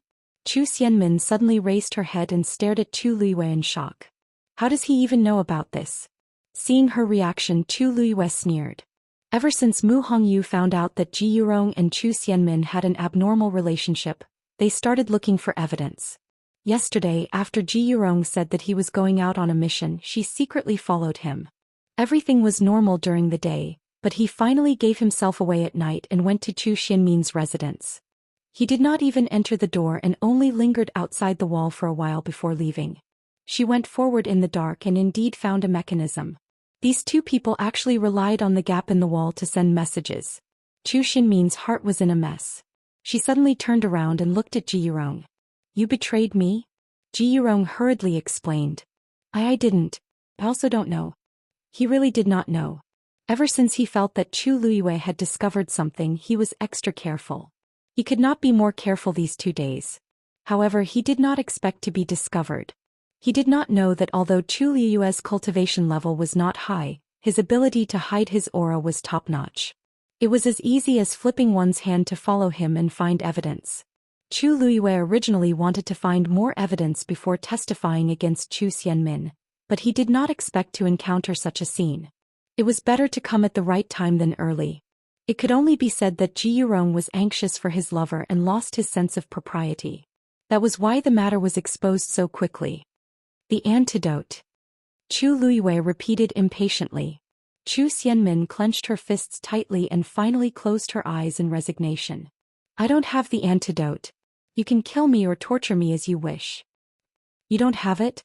Chu Luiyue's gaze gradually turned cold. I don't have it means I don't have it. You can ask me 100 or 1,000 times, but I still don't have it. Anyway, you already know about the matter. If you want to report me, it's up to you. However, I don't have the antidote. Zhou Xian knew that she had nowhere to go. The emotions that she had been suppressing suddenly exploded as she screamed like a lunatic. Chu Luiyue furrowed his brows slightly. It seems like she really doesn't have the antidote. Where did you get the red blood goo? Red blood goo? What red blood goo? Zhou Xian was stunned. Chu Luiyue stared at her for a while. If you really don't know, why did you do this to Liao Zhongshu? Zhou Xian said hatefully. Because he's in cahoots with you. Then he deserves to die. Everyone around you, including you, deserves to die. Chu Luiyue flipped his wrist and a silver light flashed. The sharp and cold dagger was immediately pressed against Zhou Xian's neck. Don't kill her. Ji Yurong was shocked and immediately wanted to rush over. Chu Luiyue coldly glanced at him. Ji Yurong felt the cold, murderous intent and immediately stopped in his tracks. Zhou Xian did not expect Chu Luiyue to act so quickly. She did not have time to react and was already in the other party's hands. She broke out in a cold sweat. Chu Luiyue is a ruthless person. She really dared to do it. I'll ask you one last time. Give me the antidote. Zhou Xian closed her eyes in despair and trembled all over. I said I don't have it. Then where did you get the poison? It's. Zhou Xian seemed to be afraid of something and refused to speak. Chu Luiyue exerted force in his hand, and the blade quickly slit Zhou Xian's neck. Someone gave it to me. I don't know who it is. Zhou Xian finally spoke. However, this answer surprised Chu Luiyue. He approached her and asked. You don't know. I really don't know. That person always wears a mask and I don't know what he looks like. Even his voice was changed on purpose. He only appeared once and asked me if I wanted to take revenge on you. I said I wanted to and he gave me a bag of poison. I don't know anything else. Zhou Xian stuttered as she finished speaking. Her entire face was ashen.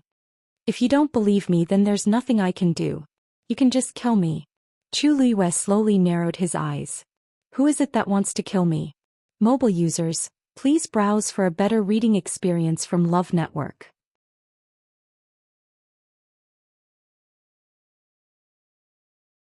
Chapter 183. Many thoughts flashed across Chu Luiyue's mind. She had offended many people, but no one seemed to be able to produce a poison like red blood goo. Even Tianlu Academy's teachers did not know much about red blood goo, let alone other people in the imperial city. The Chu family, the crown prince, or someone else. The enemy was in the dark while she was in the light. It was as if there was a fog in front of her, covering the truth of the matter. He could not see it clearly. Chu Luiyue thought for a while and finally let go of the dagger. Zhou Xian then panted heavily and looked at Chu Luiyue with resentment. I've said everything I can. Are you satisfied? Of course not. I wanted the antidote but you didn't give it to me. You harmed me and my friends. Do you expect me to just let it go? Chu Luiyue looked at her amused. Aren't you thinking too highly of yourself? Zhou Xian knew that Chu Luiyue would not let it go so easily. Then what do you want? Chu Luiyue raised his eyebrows slightly. I don't want anything. I just want to tell Elder Sun and the rest about this matter. After all, it's really a sleepless night for people like you to kill people from the same school at all costs. You dare to let me go? You were the one who did the wrong thing first. How can you blame others? Chu Luiyue looked at her with a half smile. What a pity. I heard that you entered as the top student. Who would have thought that you would be chased out of the academy with your tail between your legs? No. Chu Luiyue's words completely agitated Zhou Xian.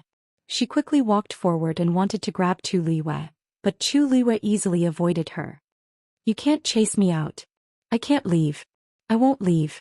Now she could not return to the Chu family, and she could not make a comeback in the Crown Prince mansion.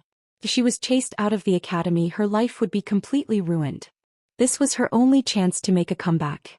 How could she give it up? Chu Luiyue looked indifferent.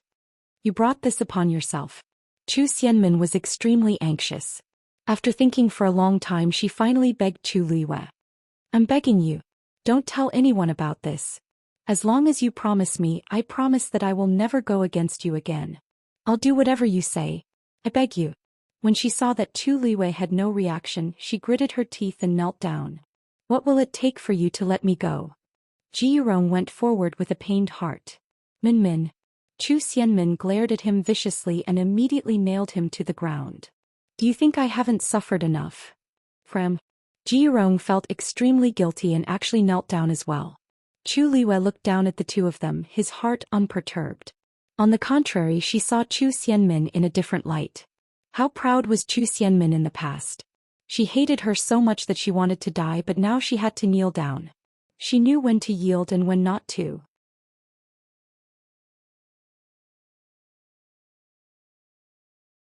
Min. Ji Yurong exclaimed and hurriedly went forward, but he saw that Chu Xianmin had already fainted. Digression. Translator. Endless Fantasy Translation Editor.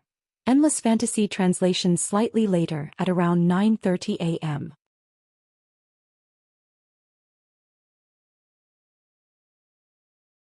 Chapter 184. When Chu Luiyue arrived at Juyou Tower, only Elder Wei Yun was at the door. As usual, he was taking a nap in his chair. But before Chu Luiyue could speak, he opened his eyes and looked over. When he saw that it was Chu Luiyue, he rubbed his eyes in shock. Luyu, why are you here? Chu Luiyue went forward and smiled. I'm here to cultivate. Elder Wei Yun was even more surprised as he sized her up. Didn't you just come back from Wanling Mountain? Don't you need to recuperate? If you drag your sick body to Juyou Tower to cultivate, it will only do more harm than good. Thank you for your concern, Elder Wei Yun, but I've already recovered. As Chu Luiyue spoke, she handed over the nameplate on her left chest. Wei Yun took it hesitantly. Are you serious? Those little brats were sent back under protection and they were seriously injured. You came out alone, but you're fine? Chu Luiyue coughed. Maybe. I'm lucky. I didn't suffer any fatal injuries and my body recovered quickly. Of course, she couldn't say that she was seriously injured, but because she had the Daijing Yuan Meridian, her recovery speed was much better than ordinary people. In addition, she was a celestial physician. She just needed to use some of the herbs she got from Zhenbao Pavilion and she recovered quickly. Wei Yun saw that her face was rosy and she was full of energy. She indeed didn't look like she was injured and he couldn't help but be amused. Hey, you're really something. Go. With that, he drew Chu Luiyue's nameplate on the black jade and handed it back to her. Chu Luiyue thanked him and walked toward the door of Juyou Tower. When she reached the door, she felt a biting cold aura again. She looked up slightly and saw that the eagle carved on the door didn't open its eyes, but the terrifying aura was still frightening. Chu Luiyue took a deep breath and pushed the door open. Everything was normal, and the aura quickly dissipated as if it had never appeared. Chu Luiyue calmly entered a room on the first floor. Actually, there was only one time when the eagle opened its eyes and almost took her life. After that, she came again and nothing like this happened again. Perhaps it was because the water droplet in her dantian had fought with the other party once, causing the other party to be very wary. After that, there was nothing strange when she came again. But today, the ferocious beasts in Juyou Tower seem a little irritable, Chu Luiyue murmured in his heart. For some reason, she felt as if something was about to happen. The water droplet floated silently without any response. After thinking for a while, Chu Luiyue decided not to waste any more effort. He held his breath and began to cultivate. Recently, she vaguely felt that she was about to break through, but there was only one pattern on the water droplet. There was no point in being anxious about such matters. All he could do was patiently absorb the origin power of heaven and earth and strive to advance as soon as possible. She wanted to see just how much her strength had increased for the water droplet to allow her to break through. After Chu Luiyue entered Juyou Tower, Elder Wei Yun closed his eyes again and planned to go back to sleep. But not long after, he sensed that someone had come and he opened his eyes again. But the person who appeared in front of him was a face that he had never seen before. That young man had a noble and calm temperament. He had a good aura. and the golden auspicious clouds that were faintly discernible at the corner of his clothes showed that he had an extraordinary identity. Elder Wei Yun reacted for a while and vaguely guessed who the person was. "You are," Junior Rong Xiu greets Elder Wei Yun. "Indeed." Elder Wei Yun stared at him for a while and suddenly shook his head with a smile. "I guessed that it was you. You and that child Ryu really look alike." Ryu was naturally Consort Wan Rong Xiu's birth mother. Rong Xiu smiled. "I didn't expect Elder Wei Yun to know my mother." "Of course I know her. She was so talented back then. Forget it, forget it. It's all in the past. There's no need to mention it again. I heard that you came to the academy to pay respects to her?" Perhaps because he admired Consort Wan back then, Elder Wei Yun looked at Rong Xiu with a very gentle gaze. "Yes. I heard that my mother liked to cultivate here, so I want to go in and take a look." Wei Yun revealed a nostalgic expression. "Yes. Although she was a Xian master back then, she was also very talented as a warrior. She would come here whenever she had time. But her health wasn't very good, so she didn't come here again. But there are conditions for entering Juyo Tower. I've heard about this from Elder Sunday. I'm not a student of the academy, so I don't have the right to enter. But I just want to take a look at the place where my mother stayed back then. I wonder if Elder Wei Yun can make an exception?" "Forget it. Since you're Ryu's son, you naturally have the right to enter. But I heard that your health isn't very good.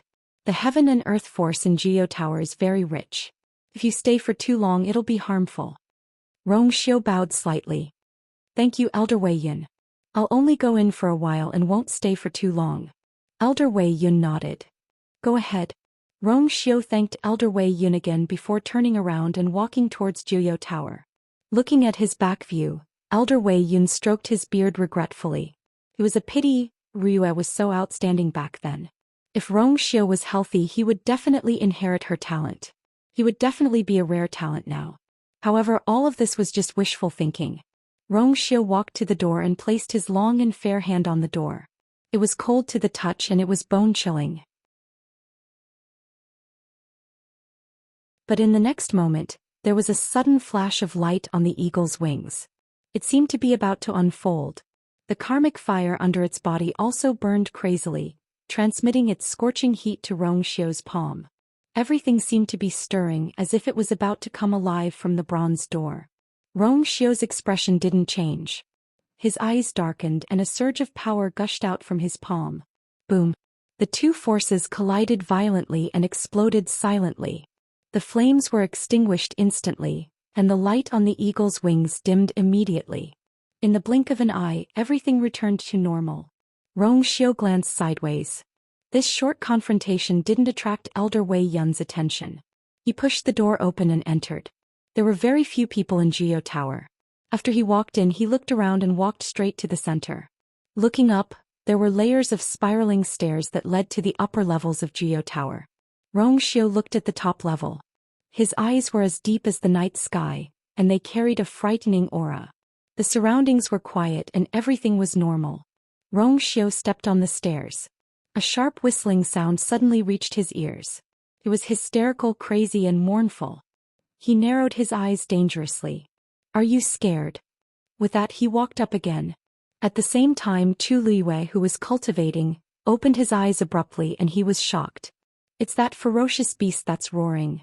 Mobile users, please browse and read. A better reading experience comes from the Love Network.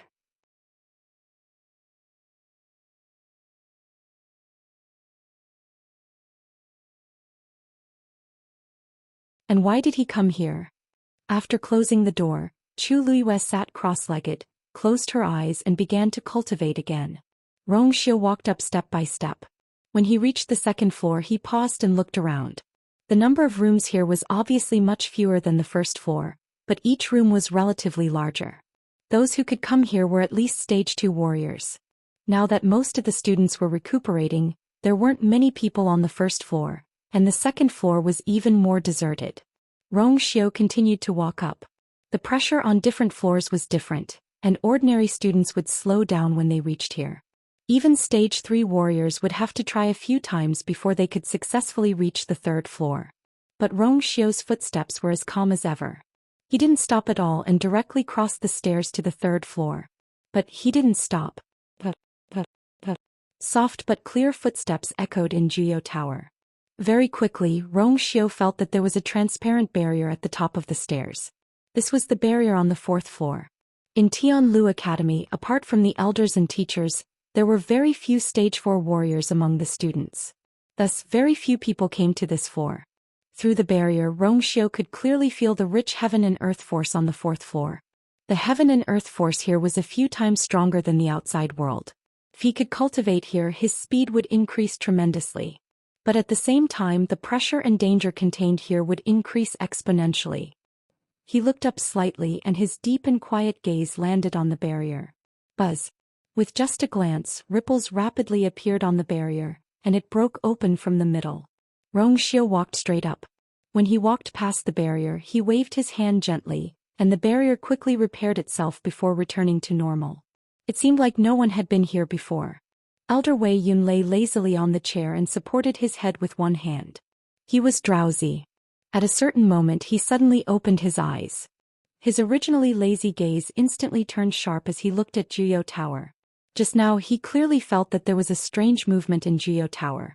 But when he wanted to carefully sense it again, he realized that the unusual ripple had already dissipated. Elder Wei Yun furrowed his brows, stood up and took 2 steps forward. But there was no more movement from Zhuyo Tower. Elder Wei Yun stood rooted to the ground and looked at Zhuyo Tower with a complicated gaze. Not only did he not feel relaxed at all, but he also became more worried. Actually, this wasn't the first time something like this had happened in Zhuyo Tower. Recently, Zhuyo Tower would always have some strange movements that would disappear very quickly. He had tried to investigate in detail before, but it was to no avail.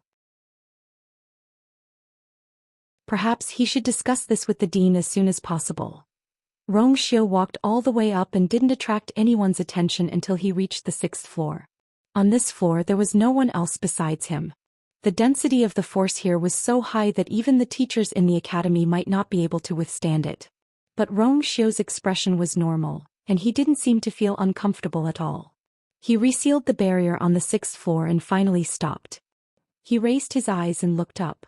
In reality, there were barriers on the top 3 floors and he couldn't see anything here. But he seemed to be able to see through them and see the innermost floor. Do you still want to continue? His low and cold voice reverberated in the empty 6th floor, and it carried the absolute suppression that only a superior could have. No one answered. It's been so many years, but your temper has grown. Xiao's expression turned slightly cold. Hiss, a strange sound traveled over. It had a tinge of suppressed madness, but it couldn't hide its fear. It was naturally afraid of Xiao. Xiao clenched his fist slightly, and silver force rapidly gathered, finally forming a long whip full of barbs. He raised his hand expressionlessly and swung it violently. Pop! The long whip hit the barrier on the 7th floor harshly. A mournful shriek rang out once again. This whip is for your crime of being disobedient. Pop! The second whip followed closely. This whip is for your crime of attempting to possess someone else's body. Xiao's eyes were cold as he spoke slowly. If you don't listen to me, this 3rd whip will definitely break your pearl of essence. Do you understand?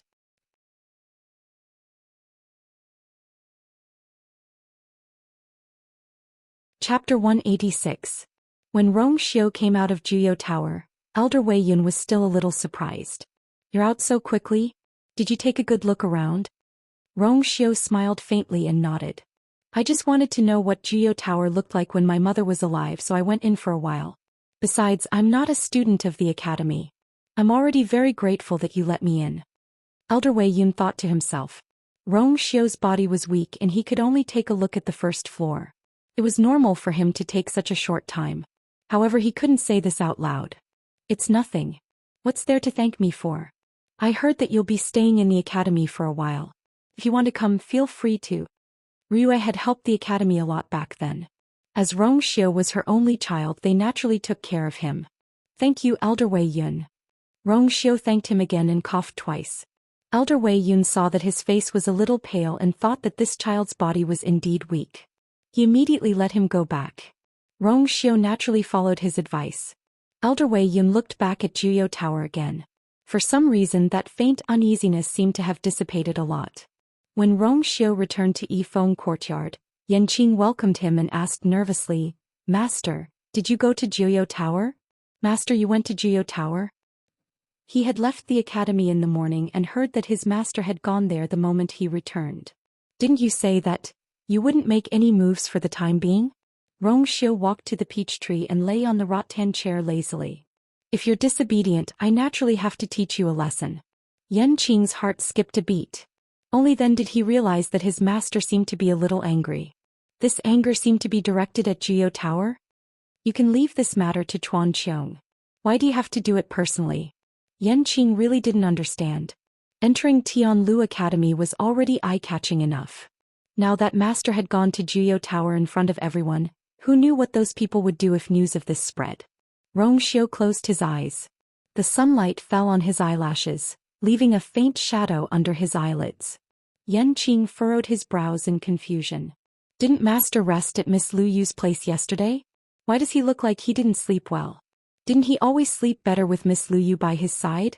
But seeing that Xiu did not say a word, Qing immediately understood that her master was going to rest. She bowed and said, "Your subordinate will take his leave first." He took a few steps back before turning around and walking into the house. Just as he reached the door, a thought flashed through his mind. Wait. When was the last time Qiong sent news about Jiuyou Tower's biggest anomaly? That day seemed to be the day Miss Lu Yu entered Jiuyou Tower for the first time. Qiong even suspected that the anomaly had something to do with Chu Liyue. Qing couldn't help but turn around to take a look, and the corners of her eyes twitched. After all this time, so master just personally went to stand up for Miss Lu Yu. Chu Liyue absorbed the last bit of heaven and earth force into her body and integrated it into the water droplet in her dantian. Then she slowly opened her eyes. It seemed that after her training in Wanling Mountain, her abilities had increased a lot after her body recovered. Now she could faintly feel that she was about to break through to become a stage 2 warrior. Then she would be able to go to the second level and speed up her cultivation. Thinking of this, Chu Liyue glanced at the hourglass on the wall. She realized that her cultivation time had just ended, so she got up and left. When she reached the stairs, she couldn't help but stop and look up. The stairs spiraled upwards and she couldn't see what was at the top. And Xiu didn't seem to be there either. Jiuyou Tower was very quiet, and it was as if the mournful screams from before never appeared. When Chu Liyue arrived at Mu Hongyu's residence, she saw that she was flipping through a book in boredom. She seemed to be worried about something, and her thin eyebrows were knitted together as if she wanted to use her eyes to look through the book.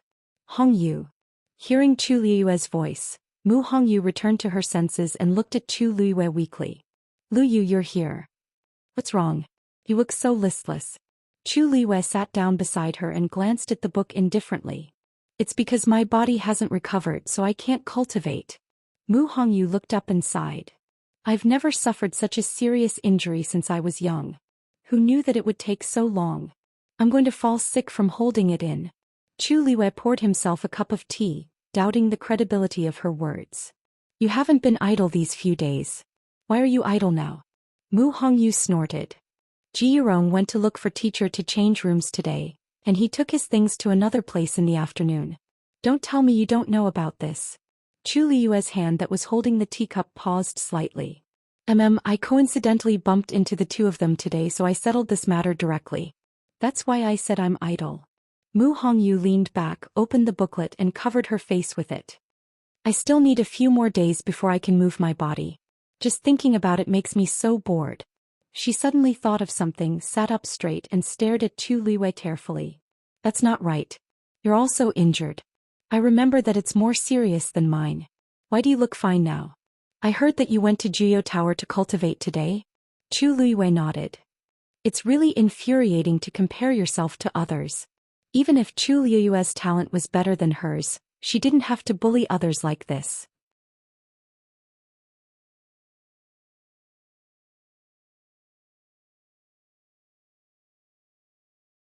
Chapter 187. Why? Chu Liyue was a little surprised. "Of course it's because of his face." Mu Hongyu let out a strange cry. "You don't really think that His Highness Princely looks ordinary, do you? Chu Liyue's eyes shouldn't be a problem." Chu Liyue's eyes twitched. For a moment she was speechless. Mu Hongyu's words were not without reason. That devilish face was indeed very deceiving. In the past, the most famous person in the academy was the Crown Prince. Objectively speaking, the Crown Prince is also considered handsome, but compared to Zhou Xian, miserable. That kind of magnificent bearing was simply the difference between the clouds and mud. I heard that His Highness Prince Li's mother was deeply doted on by His Majesty. Now the most favored concubine can't be compared to her at all.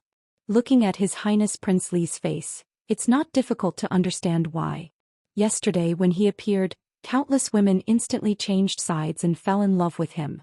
Chu Liwei suddenly remembered that the day before, Rong Xiu was just quietly lying in Yifeng courtyard and attracted the admiration of many women.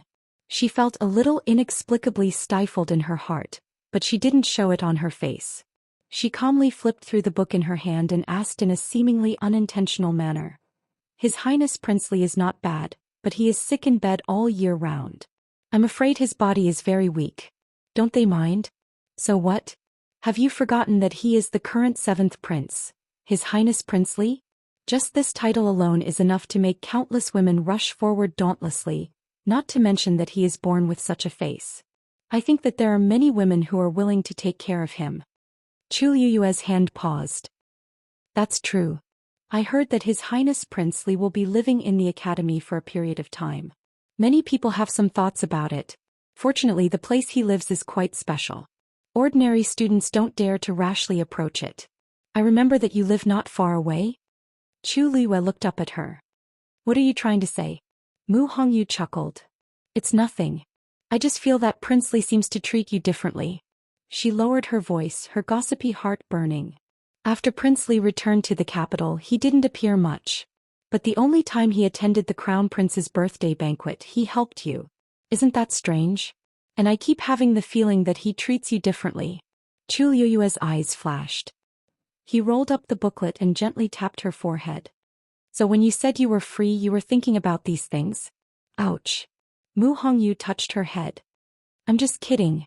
I think your injuries are still too light. Aren't you running out of cultivation time? Speaking of this, Mu Hongyu pouted. That's right. In order to go to Wanling Mountain, I went to Juyo Tower to cultivate many times.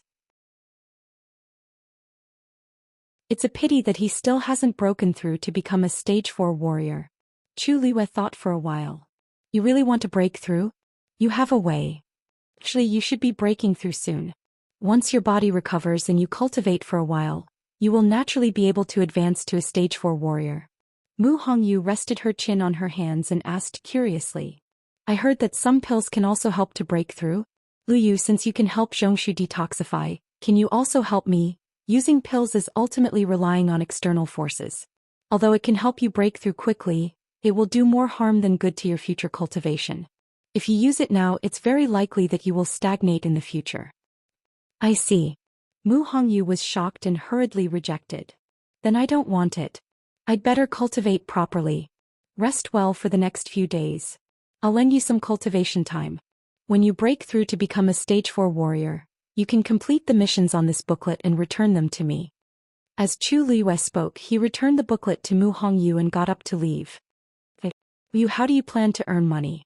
The missions on this booklet are quite troublesome. Happiness flashed across Chu Liyue's eyes. I have my ways. What? Are you sure you want to use this level 5 Xian array diagram to exchange for cultivation time? Elder Wei Yun looked at the Xian array diagram in his hand and asked in shock. Chu Liyue left and came back just for this? That's right. Chu Liyue looked at him in confusion. Why? Can't I exchange it? That's not it. It's just that this level 5 Xian array diagram is extremely precious. Are you sure you want to take it out? Elder Wei Yun still found it unbelievable. Most people had never even seen a level 5 Xian array diagram before. Once they had one, they would definitely treat it as a treasure.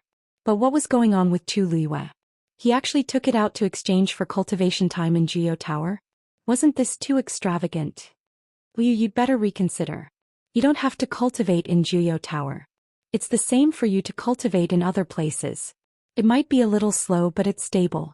Why are you in such a hurry? Elder Wei Yun's words were very tactful. In fact, he didn't approve of Chu Liyue doing this. Didn't she know that haste made waste? Chu Liyue's lips curled up. Of course, she knew that she could absorb the heaven and earth force to cultivate anywhere. However, the Daijing Yuan Meridian's tolerance was much stronger than ordinary Yuan Meridian. Not only would she not be negatively affected in Juyo Tower, but she could also increase her cultivation speed. Why not? Moreover, she was indeed pressed for time. Elder Wei Yun, I know what I'm doing. Can you help me exchange it? Seeing Chu Liuyue's determined expression, Elder Wei Yun knew that it was useless to persuade her and could only agree. He kept the level 5 Xian formation diagram and gently swiped Chu Liuyue's nameplate on the black jade. Chu Liyue clearly saw that the number on it changed from 0 to 100. Thank you, Elder Wei Yun. Chu Liyue happily placed the nameplate back on her left chest. With these 100 hours, she shouldn't have to worry about these problems for the time being. However, Elder Wei Yun secretly shook his head. This child's thoughts and foresight are not far-sighted enough. I still have to persuade her some other day. Chu Liyue glanced at him and knew what he was thinking, but she didn't intend to explain. If she told him now that she would come again in the future and continue to use Xian formation diagrams to exchange for cultivation time, Elder Wei Yun would probably beat her up. Mobile users, please browse for a better reading experience from Love Network.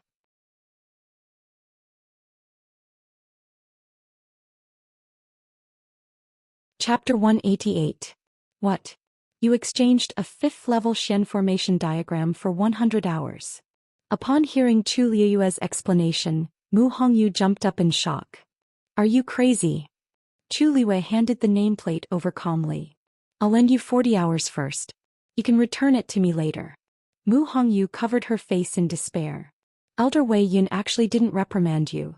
Do you know how precious a 5th level Xian formation diagram is? If you were a warrior, it's fine if you don't need it, but you're a Xian master. That Xian formation diagram wasn't mine in the first place. I won it from Gu Mingzhu last time. Isn't it a good idea to exchange it for these 100 hours? But Gu Mingzhu has never done such a thing. Mu Hongyu looked at Chu Liuyue's indifferent expression and was so angry that she didn't know what to say. Gu Mingzhu was doted on in the Gu family back then, but she couldn't bear to do this. How could Chu Liuyue not feel any heartache at all? Then what if you want to become a 5th level Xian master in the future but don't have a Xian formation diagram to study? Oh, I still have one scroll. The demonic beasts in Wanling Mountain had all been killed. Exchanging time with the demonic beasts' cores of essence wouldn't work. As for alchemy, she didn't really want to expose this point now. After thinking about it, the Xian formation diagram was still the most suitable. Mu Hongyu could tell that Chu Liuyue couldn't be persuaded at all. She took the nameplate painfully and her hands were trembling slightly. What kind of big boss did she follow? 2 5th level Xian formation diagrams were so insignificant in her eyes? Will you tell me honestly? Do you plan to exchange for the remaining scroll too? Chu Liuyue smiled. You even guessed this? 3rd level Xian formation diagrams can only be exchanged for 2 hours, while 4th level ones can be exchanged for 20 hours. No matter how I think about it, 5th level Xian formation diagrams are the most convenient. These should be able to last for a while. After I'm done, I'll just find some more Xian formation diagrams. Lu Yu Xian formation diagrams are not cabbages. How are you going to find him then? Oh, if I can't find it, I'll just draw one myself. Mu Hongyu cupped her fists in admiration. He's a ruthless person. She had heard that it was very difficult to inscribe Xian formation diagrams, but seeing Chu Liuyue's indifferent expression, as if he didn't take it seriously, Mu Hongyu didn't say anything more. The thought process of a genius was indeed different from that of an ordinary person. Chu Liuyue glanced at Mu Hongyu and couldn't help but smile. This matter might seem difficult to others, but to her it couldn't be any easier. Although she was only a level 2 mystic cultivator now, there were more than 10,000 mystic formation diagrams stored in her mind. When the time came, he could just write something down from memory and carve it out.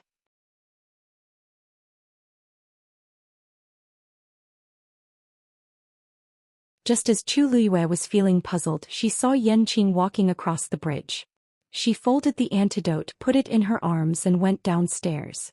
When Yanqing saw Chu Liuyue walking towards her, her heart skipped a beat. She hurriedly said, "Greetings, Miss Lu Yu." Chu Liuyue asked with a smile, "Yanqing, did you just come back?" "Yes. Prince Li is living in the academy, and you're the only one serving him?" Yes. His Highness wants to be quiet and doesn't want to be too troublesome, so he only brought me. Chu Luyue nodded in understanding. Quiet. His Highness's wish is a little difficult. I live nearby and also feel that it's a little noisy. Yanqing froze for a moment. Miss Liu means, don't worry, this kind of situation won't happen again. Chu Liyue raised her eyebrows. I've already told them that His Highness needs to recuperate and hoped that they wouldn't disturb him, so they immediately left. I've already gone out and come back. Yanqing vaguely felt that Chu Liyue's words sounded cold, so she hurriedly explained. Oh, there was a smile in Chu Liyue's eyes which made Yanqing feel a little guilty. It seems that they're really sincere to His Highness.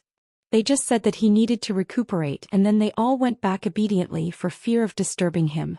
Your Highness, Prince Li, you've really attracted countless women. Digression. At about 9:30 p.m. while mobile phone users please browse and read. A better reading experience comes from AI. You're tuning in to the Zhou Xian's Legacy YouTube channel. Don't forget to subscribe and join us on this journey to catch the most captivating stories.